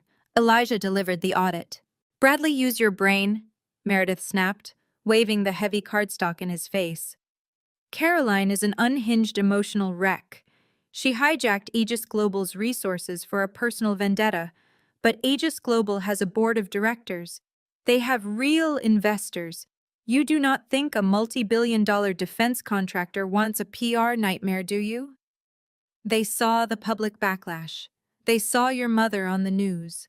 The real leadership of Aegis Global is stepping in. Brenda clapped her hands together, entirely subscribing to the fantasy. Meredith is exactly right. That little military tramp overplayed her hand. The real executives at Aegis are embarrassed by her behavior. They're inviting you as the VIPs to apologize. They are going to finalize the Vanguard merger on your terms, Bradley, and they are going to fire that pathetic accountant Elijah and throw Caroline out onto the street where she belongs. The delusion acted like a narcotic. Within seconds, the three of them had constructed an entirely fictitious reality where they were the ultimate victors. The frozen bank accounts, the federal indictments, and the eviction notices were suddenly just temporary inconveniences. We need to look the part, Meredith declared, her eyes narrowing as she mentally inventoried her wardrobe. If we are walking into the Ritz-Carlton to sign a multi-million-dollar merger, we cannot look like victims. We have to project absolute dominance. That afternoon, the reality of their financial ruin collided violently with their desperate need to maintain appearances. Meredith marched into the most exclusive designer boutique on Newbury Street, selecting a breathtaking backless crimson silk gown. She handed her platinum credit card to the sales associate with a practiced, dismissive flick of her wrist. The machine beeped a harsh, flat tone. Declined. Meredith's face burned as the sales associate offered a thinly veiled look of pity. She snatched the card back, claiming a banking error, and tried 3 more cards. Every single one was locked by federal freeze. Brenda, seething with humiliation at the checkout counter, finally pulled out her own emergency credit card, a card reserved for severe home repairs. She swiped it aggressively, draining her remaining available credit to cover the $4,000 gown. Bradley fared no better. With his corporate accounts seized, he was forced to visit a high-volume rental shop. He spent an hour berating a teenage employee over the quality of the wool blend, ultimately spending the last $300 of his hidden emergency cash on a rented tuxedo that pinched slightly at the shoulders. By Friday evening, they had exhausted absolutely every resource they possessed to fund a single night of manufactured glamour. A standard economy rideshare pulled up to the glittering entrance of the Ritz-Carlton. Meredith stepped out onto the curb, her crimson silk gown catching the flash of the venue's exterior lighting. She immediately snapped at the driver for stopping too far from the red carpet, refusing to leave a tip. Bradley followed, tugging uncomfortably at his rented collar, while Brenda adjusted her heavy, outdated pearl necklace. They approached the grand ballroom entrance, operating on pure toxic entitlement. The lobby was swarming with Boston's financial elite, wealthy investors, and corporate titans. Name, the hostess asked politely, holding a digital tablet at the velvet rope. Vance, Bradley said, puffing out his chest and lifting his chin. Bradley Vance, CEO of Vanguard Tech. We are the VIP guests of honor. The hostess tapped her screen. A highly trained, perfectly corporate smile spread across her face. Ah, yes, Mr. Vance, we have been expecting you. Right this way. Meredith shot Brenda a triumphant, "I told you so," smirk as the velvet rope was unclipped. They strutted past the line of regular attendees, their heads held high, entirely oblivious to the trap they had just willingly walked into. They did not notice the heavy security presence lingering near the exits. They did not notice the distinct lack of Vanguard Tech branding anywhere in the opulent space. They stepped into the breathtaking crystal-lit ballroom, sneering at a waiter who offered them a tray of champagne. "Do not bother with the hired help," Meredith whispered to Bradley, her eyes scanning the room for the executive table. "Let us go find the billionaire who runs this place and get your company back." Meredith led the charge, her rented crimson silk gown swishing against the polished marble floors as they navigated the crowded foyer. Bradley walked a half-step behind her, adjusting his stiff, ill-fitting tuxedo collar, while Brenda flanked them, her eyes darting hungrily across the room. They pushed past a group of high-profile venture capitalists and influential tech developers, their arrogance blinding them to the confused glances they received. In their minds, they were not bankrupted frauds facing federal indictment.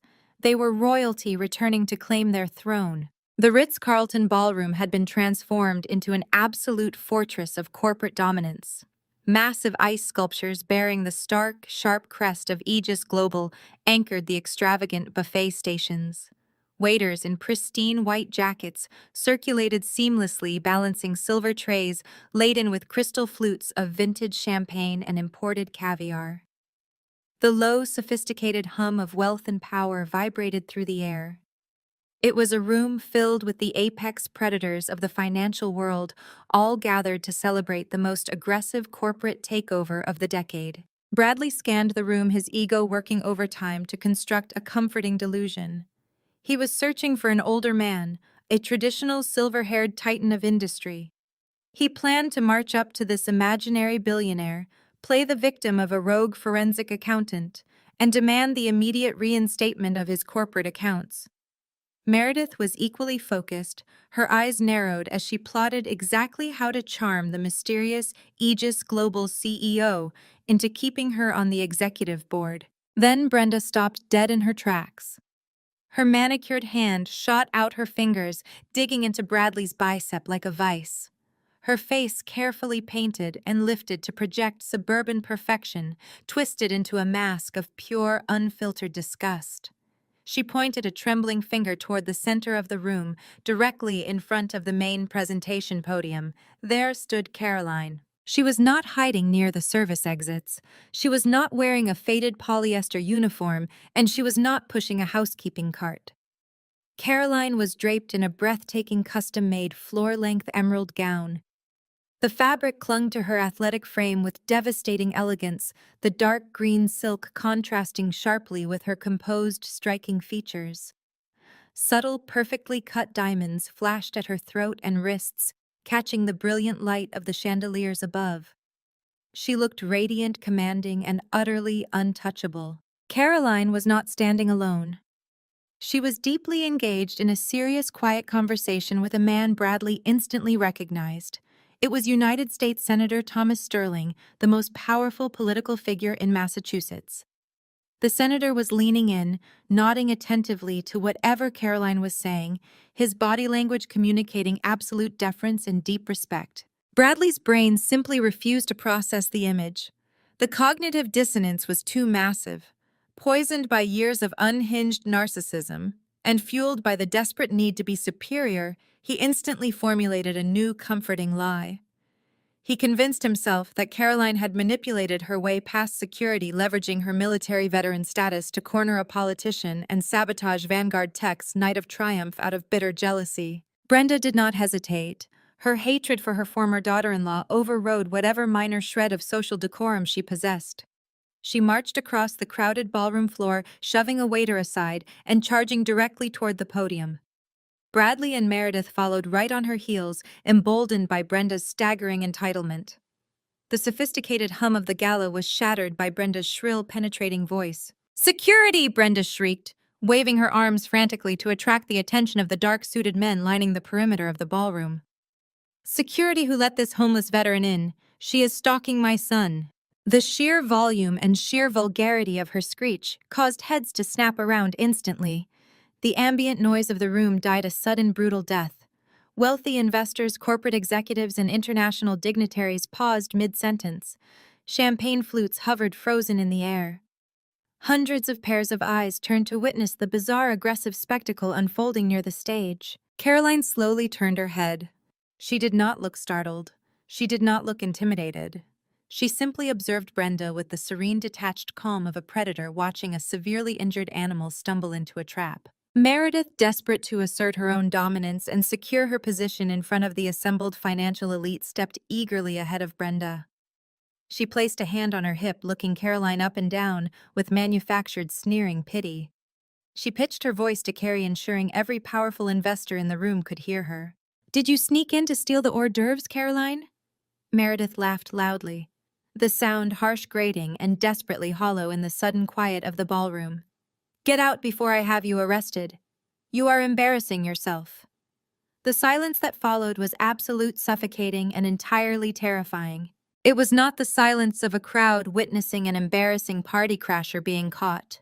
It was the silence of hundreds of highly influential, ruthlessly intelligent people watching three oblivious fools commit spectacular social and professional suicide on a public stage. Senator Sterling did not look at Caroline with pity or confusion. He slowly turned his gaze to Meredith, his eyes narrowing into a glare of profound, icy disgust.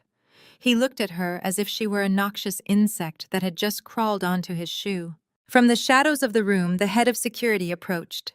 He was a massive, broad-shouldered man wearing a discreet earpiece, moving with swift, purposeful strides. Bradley crossed his arms and smirked, rocking back on his heels, eagerly waiting for the massive man to grab Caroline by the arm and drag her out through the service doors. The security chief stepped right past Bradley without a single glance. He walked directly up to Caroline, stopped, and bowed his head respectfully. The heavy crystal chandeliers overhead suddenly dimmed. The heavy crystal chandeliers overhead faded to a dramatic, low ambient glow. The sudden shift in lighting completely neutralized Brenda's screeching demand for security. The massive security chief, having just bowed his head respectfully to Caroline, faded seamlessly back into the shadows of the ballroom perimeter without uttering a single word. Senator Sterling offered Caroline a warm, deferential smile, patted her arm lightly, and stepped back into the crowd, leaving her standing alone in her striking emerald gown. Bradley tugged frantically at his tight tuxedo collar, a cold sweat breaking out across his shoulder blades. His arrogant certainty began to fracture. Something was terribly wrong. The security team had ignored his mother. A United States senator had glared at his fiancée with utter revulsion. The entire room of affluent investors was watching them not with admiration, but with a mixture of profound annoyance and clinical pity. Meredith, entirely oblivious to the shifting power dynamic, leaned into Bradley and squeezed his bicep. She whispered excitedly that the presentation was starting, and the real CEO was about to make an entrance to personally welcome them to the executive board. Brenda furiously smoothed down the front of her outdated dress, lifting her chin to project a ridiculous aura of superiority, thoroughly convinced her VIP status was about to be validated. A smooth, richly amplified voice resonated through the high-fidelity sound system, commanding absolute attention from everyone in the room. A distinguished master of ceremonies stepped up to the acrylic podium at the center of the main stage. He adjusted the microphone, looking out over the sea of Boston's financial elite. "Ladies and gentlemen, distinguished guests, and esteemed corporate partners." The MC began, his voice echoing with practiced reverence. "Tonight marks a monumental shift in the international technological landscape. For the past 5 years, Aegis Global has operated in the shadows, quietly building a multi-billion-dollar portfolio of defense contracts, cybersecurity infrastructure, and advanced data analytics. Tonight, Aegis Global steps firmly into the light." A murmur of excitement rippled through the affluent crowd. Bradley felt his chest tighten with anticipation. The sheer scale of Aegis Global was staggering. If they were truly acquiring Vanguard Tech, he expected a massive immediate payout to clear his legal troubles. He eagerly awaited his name to be called.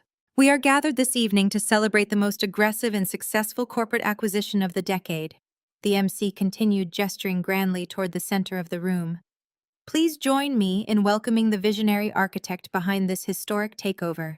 She is a decorated military veteran, a brilliant corporate strategist, the founder and chief executive officer of Aegis Global, and the new absolute majority owner of Vanguard Tech. The MC raised his hand and beamed. Ms. Caroline Vance. A blinding crisp white spotlight snapped on with a sharp mechanical click. It did not sweep toward the grand staircase or the VIP double doors at the back of the hall. It dropped directly from the ceiling, plunging straight down like a lightning bolt. The brilliant circle of light illuminated Caroline. She stood perfectly still, the emerald silk of her custom gown shimmering under the intense beam. She did not look surprised. She looked like a queen who had finally ascended her throne. Bradley's brain suffered a catastrophic failure. The cognitive dissonance of hearing his ex-wife introduced as a billionaire titan of industry short-circuited his nervous system. All the blood drained from his face. The muscles in his right arm went entirely slack. The crystal champagne flute slipped from his numb fingers and hit the polished marble floor. It shattered into 1,000 glittering pieces, the sharp crash ringing out in the dead quiet of the ballroom. Bradley stared at Caroline, his mouth opening and closing without producing a single sound. The undeniable horrific reality crashed down upon him, crushing the last remnants of his delusion. Caroline was the anonymous buyer. Caroline was the hostile entity. Caroline was the one who deployed the forensic accountants. Caroline owned everything. Meredith stared into the center of the spotlight, her meticulously applied makeup suddenly looking like a clown mask over her sickly pale skin. Her breath caught in her throat, resulting in a pathetic, choking gasp. The arrogance that had fueled her entire existence evaporated in a microsecond. She had just spent the morning on a syndicated podcast calling the CEO of Aegis Global a deranged stalker. She had just screamed at her in front of a United States senator. She had just demanded the owner of the hotel throw her out on the street. Meredith's knees buckled. She grabbed frantically at Bradley's rented tuxedo jacket to keep herself from collapsing onto the floor, but Bradley offered no support. He was completely paralyzed, staring blankly ahead. Brenda experienced a full systemic meltdown. The woman she had tormented, belittled, and treated as worthless working-class trash was currently standing in a spotlight commanding the respect of the most powerful people in the state. Brenda let out a strangled, wheezing cry of absolute denial. She took a blind, panicked step backward to escape the crushing humiliation radiating from the crowd. Her heel caught the thick linen tablecloth of a nearby catering station. She stumbled backward, crashing heavily into the table. A towering display of silver serving trays and crystal appetizer plates cascaded onto the floor with a deafening clatter. Nobody rushed forward to assist Brenda. The wealthy elites, recognizing the toxicity of the trio, simply took a synchronized collective step back, leaving Bradley, Meredith, and Brenda entirely isolated in a wide circle of public disgrace. They looked like terrified trespassers, caught in a place they did not belong, standing amidst shattered glass and spilled food. Caroline did not spare them a single glance of pity. She began to walk. She moved with the effortless grace and lethal precision of a commanding officer inspecting a freshly conquered territory. The crowd parted for her, organically applauding with thunderous respect as she glided past them. She ascended the short flight of stairs to the stage, her posture immaculate, her presence demanding total submission. The applause died down as she reached the podium, replaced by a heavy, expectant silence. Caroline rested her hands lightly on the edges of the acrylic stand. She looked out over the ballroom, acknowledging the crowd of investors and executives. Then slowly and deliberately she lowered her gaze. She bypassed the wealthy socialites and locked her dark, unwavering eyes directly onto the shivering, ruined trio isolated on the floor below. Her gaze pinned Meredith in place like a butterfly on a mounting board. Caroline leaned into the microphone. Her voice was smooth, cold, and amplified to absolute perfection. "Welcome to my company, Meredith," Caroline stated the words, slicing through the silence like a freshly sharpened blade. "Let us talk about your performance review." The silence in the Ritz-Carlton ballroom was absolute, a suffocating vacuum created by the sudden, brutal shift in power. Hundreds of the most influential investors and corporate titans in Boston stared at the stage, captivated by the cold, undeniable authority radiating from Caroline. Down on the floor, Meredith was trembling violently, her crimson silk gown suddenly looking less like a symbol of dominance and more like a brightly painted target. Caroline raised a sleek silver remote in her right hand. She did not gloat. She did not raise her voice. She simply pressed a single button. The massive digital screen spanning the entire back wall of the stage flared to life. The Aegis Global crest dissolved, replaced by a dizzying, highly detailed array of financial spreadsheets, bank transfers, and highlighted audit logs. The numbers were staggering, painted in stark red against a harsh white background. The sheer volume of data illuminated the ballroom in a harsh, unforgiving light. For the past 3 years, Caroline's voice boomed through the pristine audio system, commanding the room with absolute precision. Vanguard Tech has been bleeding capital. Investors were told the losses were due to aggressive research and development. That was a lie. The truth was far more pedestrian. The capital was being systematically drained to fund the personal, exorbitant lifestyle of 2 people. She clicked the remote again. The screen zoomed in on a specific series of offshore accounts, detailing wire transfers that matched the exact dates of Meredith's luxury vacations and Bradley's imported car purchases. Thanks to a comprehensive independent audit conducted by Mr. Elijah Sterling, the newly appointed Chief Financial Officer of Aegis Global, we have traced every single stolen dollar, Caroline announced, her eyes never leaving Bradley and Meredith. $7.4 million, siphoned through shell companies hidden in forged vendor invoices and entirely embezzled by the very people entrusted to protect this company. A collective horrified gasp rippled through the crowd of venture capitalists. To this room of billionaires, infidelity or social climbing was a minor faux pas. But stealing from investors was the ultimate unforgivable sin. The wealthy elites physically distanced themselves even further from Bradley and Meredith, treating them like a highly contagious disease. They stepped back, leaving the trio entirely isolated in the center of the floor. Bradley felt the air leave his lungs. He stared at the massive screen, seeing his hidden offshore account numbers displayed for the entire financial district to read. The secret was out. Elijah had not just found the discrepancies, he had mapped the entire criminal enterprise with devastating, inescapable precision.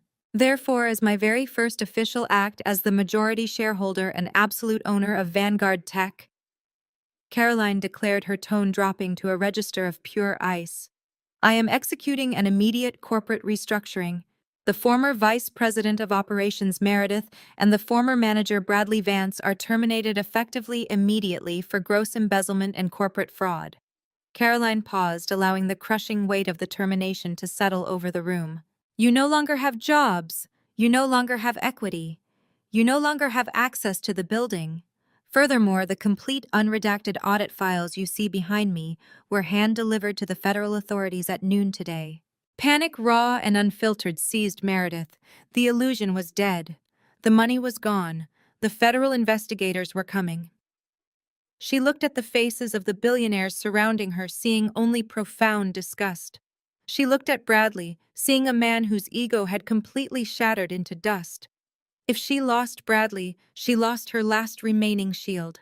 She needed leverage. She needed a weapon, and she needed it right now. Meredith snapped. She shoved her way forward, practically climbing over the shattered crystal of Bradley's dropped champagne glass.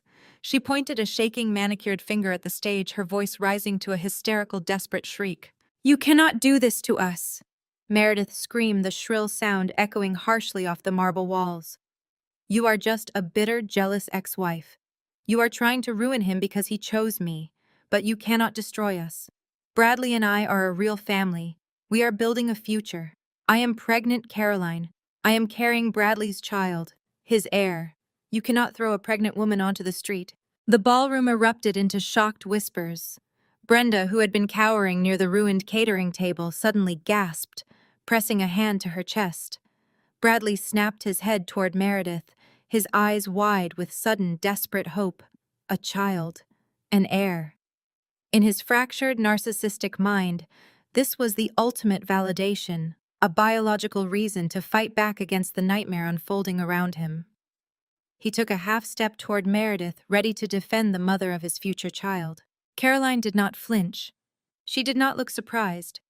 She simply watched Meredith flail with the detached curiosity of a scientist observing an experiment reach its inevitable conclusion.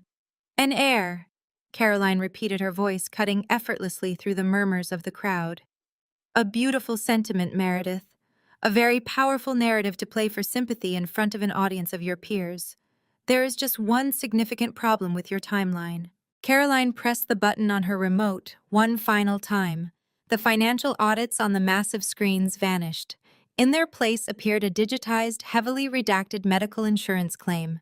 The Vanguard Tech corporate logo sat at the top of the document. Key dates and specific medical terminology were highlighted in bright, unavoidable yellow. "Are you?" Caroline asked, her voice echoing with chilling clarity. "Because Vanguard's corporate insurance claims show you had a bilateral tubal ligation fully covered by the company healthcare plan. You had your tubes tied 5 years ago, Meredith." The silence that descended upon the Ritz-Carlton was deafening. It was a heavy, suffocating quiet. Bradley stopped breathing. He stared at the massive 50-foot screen, reading the medical terminology over and over again. The dates, the procedure, the undeniable proof submitted by Meredith herself to the corporate billing department half a decade ago. The truth slammed into him with the force of a freight train. The morning sickness, the secretive doctor appointments, the emotional manipulation she had used to force him into compliance over the last 2 months. It was all a complete fabrication. There was no baby. There was no heir. Meredith had never intended to start a family with him. She had manufactured the pregnancy solely to trap him, to secure her position, and to ensure he would never abandon her when the financial walls began to close in. Bradley slowly turned his head to look at the woman he had destroyed his entire life for. Meredith was frozen, her mouth open in a silent scream of absolute terror, staring up at the medical record that had just incinerated her final lie. Bradley stared at Meredith. The crimson silk gown, the haughty sneer, the promises of a technological dynasty, all of it instantly dissolved into the pathetic image of a cornered, penniless fraud. She was not a brilliant corporate strategist. She was a massive legal liability. And worse, she was completely broke. The federal indictments Caroline had just announced meant Meredith had nothing left to offer him but a shared prison sentence. Self-preservation, the only instinct Bradley truly possessed, took immediate control. He did not comfort the woman he had abandoned his marriage for. He shoved her away with a violent jerk of his shoulder. Meredith stumbled on her high heels, collapsing into a heap of red silk beside the ruined catering table, but Bradley did not spare her a second glance. He spun back to face the stage, his eyes wide, frantically searching his fractured mind for a lifeline. He looked up at Caroline, standing bathed in the crisp, white spotlight draped in emeralds and wielding absolute, terrifying power. In his twisted, narcissistic worldview, he saw a loophole. They were technically still married. The divorce decrees were not finalized. He was legally entitled to half of all marital assets, and if Aegis Global was worth billions, he was instantly a billionaire. He just had to play the victim. He scrambled forward to the base of the stage and fell heavily onto his knees. The harsh impact sent a jolt of pain up his legs, but he ignored it. He threw his hands out, his face contorted into a mask of manufactured desperate agony. "Caroline, my beautiful wife," Bradley pleaded, his voice cracking with artificial emotion, echoing through the silent ballroom. "She tricked me. She manipulated everything. The forged documents, the missing funds, the hostility. It was all Meredith. I was blinded, Caroline. I was confused and taken advantage of by a predator." He crawled a few inches closer to the edge of the stage, entirely ignoring the collective gasp of disgust from the surrounding investors. He looked up at her, attempting to channel the boyish, apologetic charm that had worked on her a decade ago. "We can fix this," Bradley begged, his voice rising in panic. "You and me. We are still married. The house, the money, half of Aegis Global is mine by marital right. We can merge everything properly. We can rebuild our lives and this empire together." Caroline looked down at him. She did not express anger. She did not yell. She simply unclasped the delicate gold lock of her emerald clutch. She reached inside and withdrew a single neatly folded piece of paper. The crisp rustle of the thick parchment sounded exceptionally loud in the dead quiet of the room. She unfolded it methodically, smoothing the creases with her thumb. "It is fascinating how memory works, Bradley," Caroline said, her voice projecting effortlessly through the microphone, washing over the captivated audience. "You seem to have completely forgotten the mediation session we held exactly 42 days ago. You were in quite a rush to finalize the separation of assets so you could finance your new life with your vice president." Bradley felt a cold spike of genuine terror pierce his chest. He stared at the paper in her hands, his breath catching in his throat. "You were so confident in the absolute dominance of Vanguard Tech." Caroline continued, her tone conversational but lethal. "You were so eager to keep every single share of your company that you demanded I sign away any claim to it. And in exchange to expedite the process, you blindly signed away your rights to my assets. Let me refresh your memory." Caroline lifted the document, her eyes scanning the dense legal text. "Section 4, Paragraph B of our binding court-approved mediation agreement," she announced clearly. "The document you signed without having your attorney review because you were too busy laughing at my, quote, worthless little defense startup." She looked directly into Bradley's eyes. "The husband, Bradley Vance, explicitly and irrevocably waives all present and future rights, titles, and interests in Aegis Global, its subsidiaries, holdings, and intellectual property. The husband acknowledges that he accepts total undivided ownership of Vanguard Tech in lieu of any claim to the wife's corporate assets, regardless of their current or future valuation." Caroline slowly lowered the paper, resting it on the acrylic podium.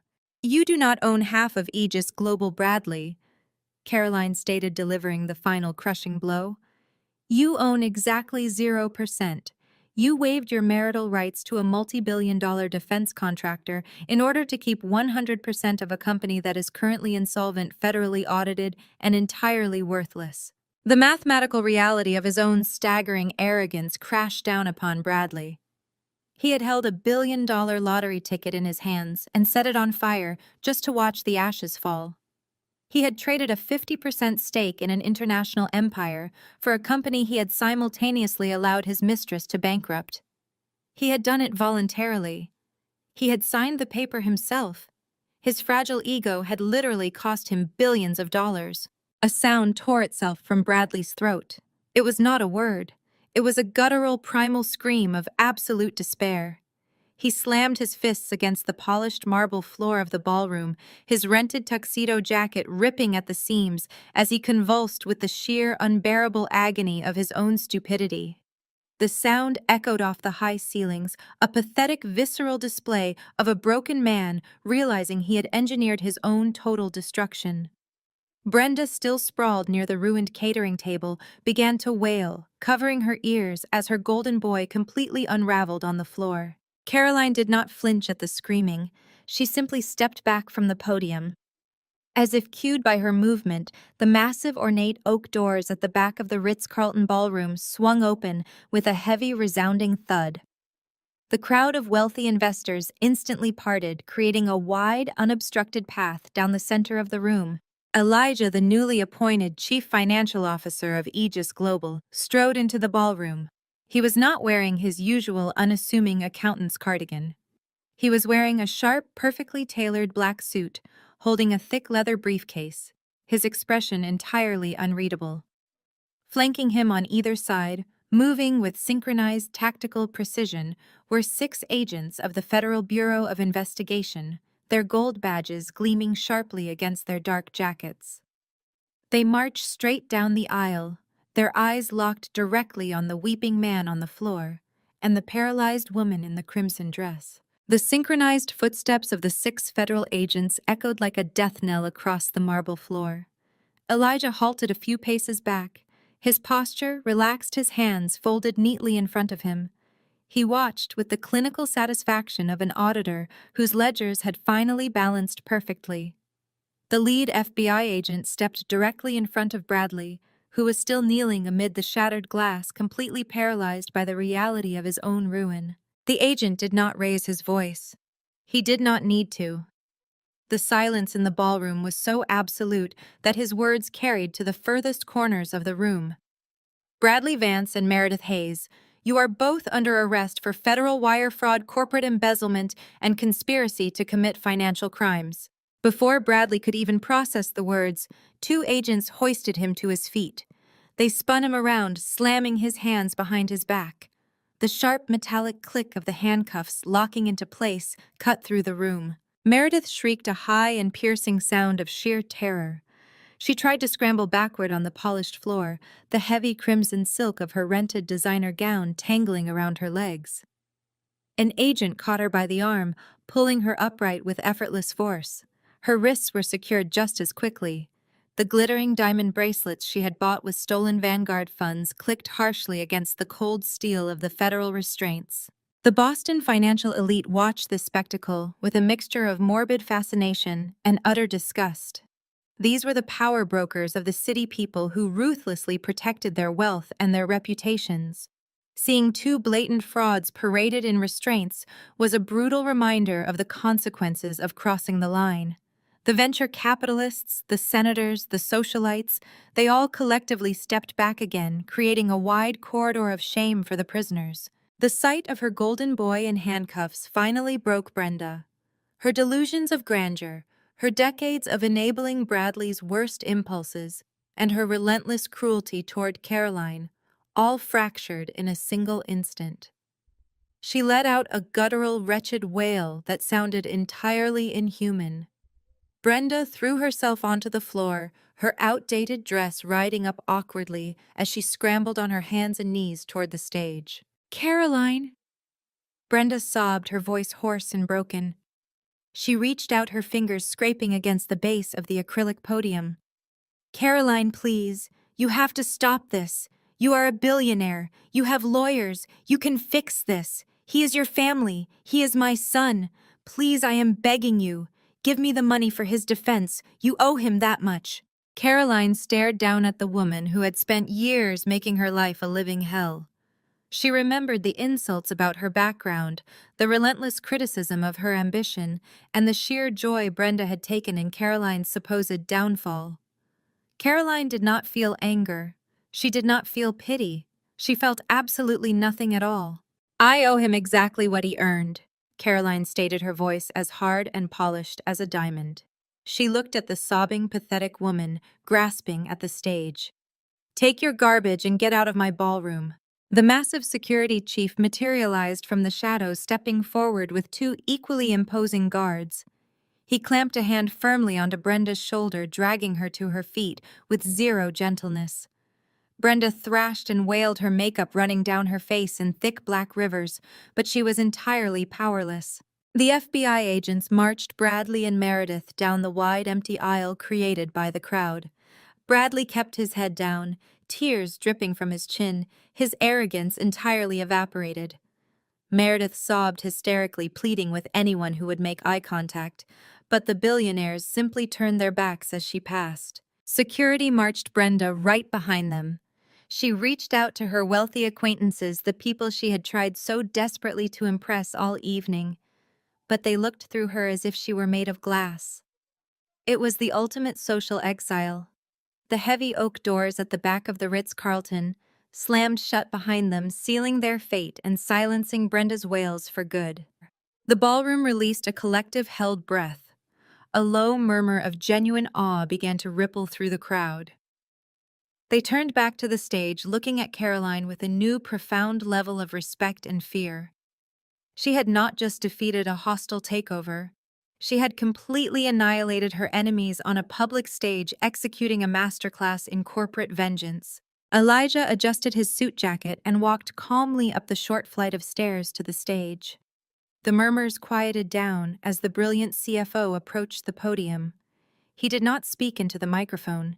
He simply stepped up beside Caroline, reached into his leather briefcase, and pulled out a single heavily embossed document.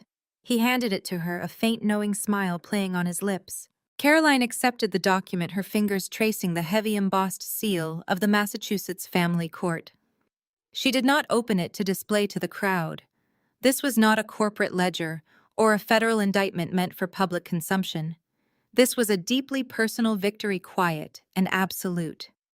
She scanned the final page, her dark eyes landing on the frantic, jagged signature at the bottom. Paige Vance. Paige had always treated Elijah as a human. ATM. A dull accessory to fund her extravagant lifestyle, mirroring exactly how Bradley had once treated Caroline. But when Elijah handed over the forensic audit to the federal authorities, he had not just exposed Bradley and Meredith. He had meticulously traced the offshore accounts Paige used to funnel her own share of the embezzled corporate funds. Facing an immediate federal indictment for conspiracy and accessory to wire fraud, Paige's suffocating arrogance had crumbled in an instant.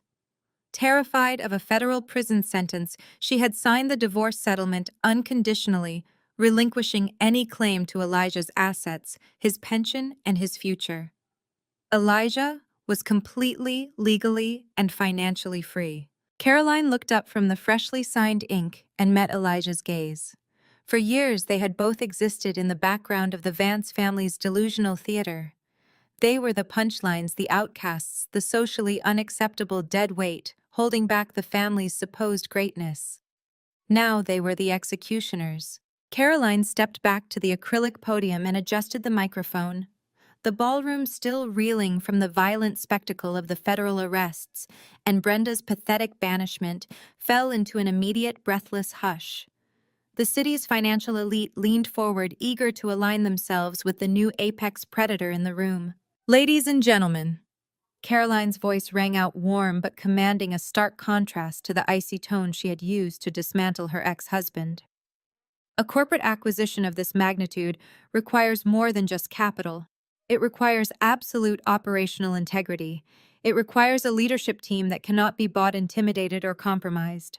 Aegis Global did not achieve its current market dominance by rewarding mediocrity, and we will not allow Vanguard Tech to languish in the ruins of its former management. She gestured gracefully to the man standing beside her in the immaculate black suit. The forensic deconstruction of Vanguard Tech was not a simple undertaking.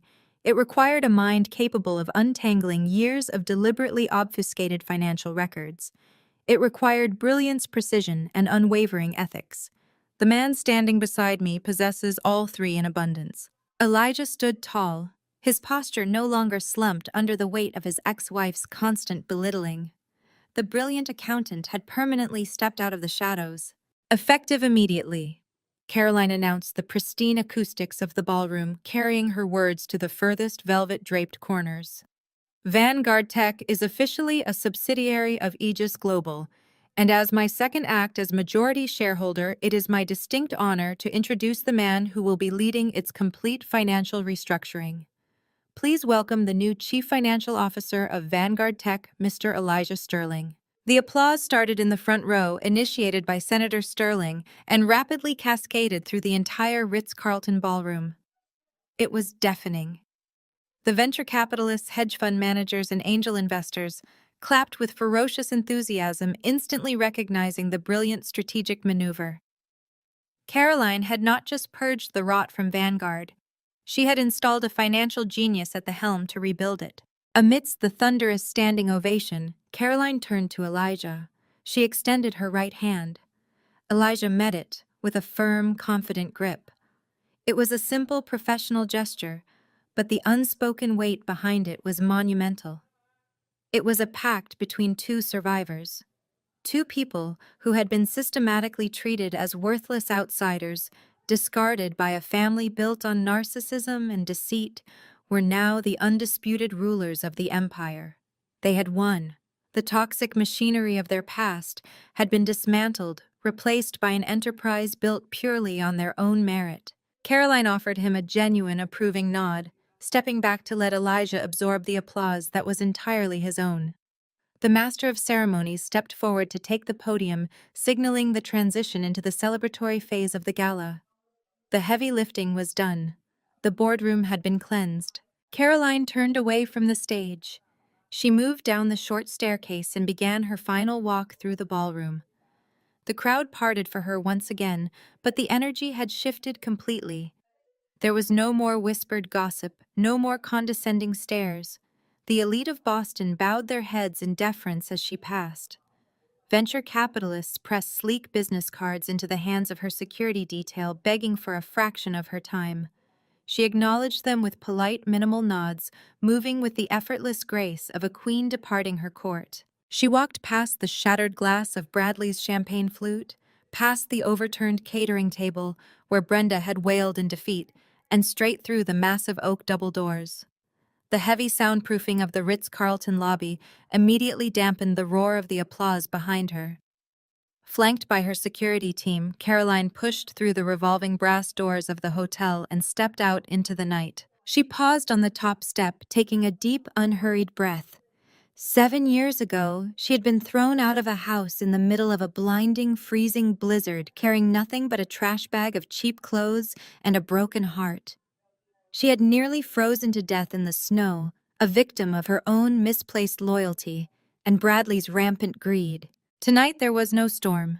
The Boston sky was calm and spectacularly clear, the stars burning bright and steady against the vast expanse of black. The air was crisp, carrying the fresh, clean scent of the harbor. A pristine, phantom black Rolls-Royce idled smoothly at the base of the red-carpeted stairs. Her uniformed chauffeur, a stoic man who had driven her for the past 3 years, immediately stepped forward and opened the heavy rear door. Caroline did not look back at the hotel. She smoothed the emerald silk of her gown, stepped into the luxurious leather interior of her own car, and let the door close softly behind her. The heavy armored door of the Phantom Rolls-Royce glided shut, sealing Caroline in a soundproof cocoon of immaculate leather and polished walnut. The chaotic energy of the Ritz-Carlton, the flashing lights of the federal vehicles, and the lingering echoes of Bradley's pathetic screams were instantly severed. As the car pulled smoothly away from the curb, merging into the quiet Boston night, Caroline poured herself a glass of sparkling water from the chilled center console. She took a slow sip, letting the cool liquid wash away the last remaining traces of the evening's tension. Her heart rate was remarkably steady. There was no lingering adrenaline, no frantic high of vengeance, no trembling hands. There was only a profound settling peace. It was the absolute tranquility that arrives when a massive outstanding debt has finally been paid in full down to the very last cent. The city lights blurred past the tinted windows, transitioning from the harsh artificial glare of the financial district to the serene sweeping darkness of the Atlantic coastline. She watched the reflection of her emerald gown in the glass. 7 years ago, she had been discarded into a blinding, freezing blizzard, shivering in a thin coat carrying nothing but a trash bag of cheap clothes and a shattered heart. She had been treated as disposable, a temporary inconvenience, to be swept aside for Meredith's grand entrance. Tonight the air outside was crisp, calm, and spectacularly clear.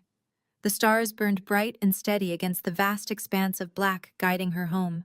The car turned off the main coastal highway, gliding onto a private winding road lined with towering ancient evergreens. At the end of the 2-mile drive, massive wrought iron gates stood guard.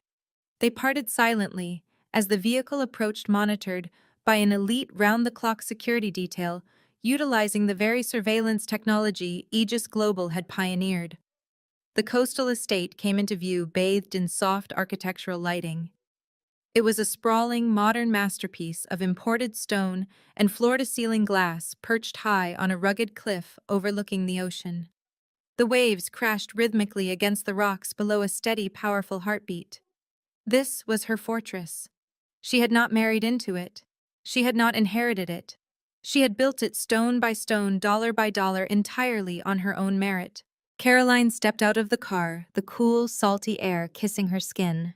She walked through the heavy mahogany front doors, bypassing the grand sweeping staircase and the formal living areas. The air inside was perfectly climate-controlled, smelling faintly of lavender and sea salt. She moved purposefully down the plush carpeted hallway of the East Wing, her silk gown whispering softly against the floor. She pushed open a heavy white door and stepped into the nursery. The room was a sanctuary bathed in the soft, warm glow of a starlight projector painting quiet constellations across the ceiling. 2 identical handcrafted cribs sat in the center of the room. Caroline approached them silently, her posture softening for the first time all evening. She looked down at her sleeping twins, a boy and a girl, their tiny chests rising and falling in perfect peaceful synchronization. A fierce protective warmth swelled in her chest. They were completely oblivious to the empire their mother commanded. They were oblivious to the corporate bloodbath that had just taken place miles away. Most importantly, they were entirely safe from the toxic bloodline she had just severed forever. Bradley would never know them. Brenda would never taint them with her narcissistic poison. They would never be made to feel like outsiders in their own home. They would never be told they were worthless or disposable. They would grow up wrapped in absolute security, immense wealth, and fierce, unconditional love. They were the true heirs, not to a crumbling, embezzled tech firm built on lies, but to a legacy of pure resilience. Caroline reached down gently, brushing a soft dark curl from her daughter's forehead. Looking at them, she reflected on the true nature of power.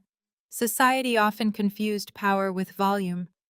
Meredith had believed power was a loud, screeching demand in a hotel lobby. Bradley believed power was an arrogant smirk and a rented tuxedo. Brenda believed power was belittling those beneath her social station. But they were all wrong. True power is never loud. It does not need to scream for attention. True power is entirely silent. It is the brutal, unwavering discipline to hold your tongue when you are insulted. It is the ability to harness your humiliation, to swallow your tears, and to channel that raw agony into a relentless, invisible momentum. Power is building your fortress in the dark, laying every brick with calculated, obsessive precision. It is smiling politely at your enemies while you quietly buy the ground they stand on, waiting patiently until your walls are impenetrable before you finally drop the drawbridge. And she had learned the absolute truth about family. The people who share your DNA are not automatically your family. Blood means nothing if it is laced with venom and deceit. Family is not defined by a marriage certificate or a shared last name that someone attempts to leverage for a payout. Family is defined by action. Family is the people who hand you a coat when you are freezing in a blizzard. Family is the people who stand beside you in the trenches, who help you audit the unauditable, and who build the empire with you in the shadows. She had forged her own family, and it was unbreakable. She stood by the cribs for a long time, watching the gentle rise and fall of their breathing. The ghosts of her past were gone, locked away in federal holding cells, their reputations incinerated, banished to the fringes of society where they belonged. The slate was completely, beautifully clean. Caroline pressed a soft kiss to her fingertips and touched the wooden edge of each crib. She turned and walked out of the nursery, leaving the door slightly ajar, stepping forward into the bright, unwritten future she had fought so ruthlessly to secure. Sometimes the trash takes itself out, but occasionally you have to buy the garbage company to make sure it happens. Have you ever had a partner underestimate you only to regret it for the rest of their life? Tell me your story in the comments. Don't forget to like and subscribe for more stories of surviving, thriving, and conquering. The most profound lesson from these stories is that true worth never comes from the validation of a toxic family.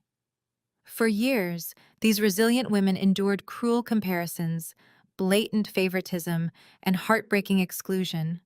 Yet instead of surrendering to their assigned roles as scapegoats, they channeled their pain into quiet, unstoppable ambition.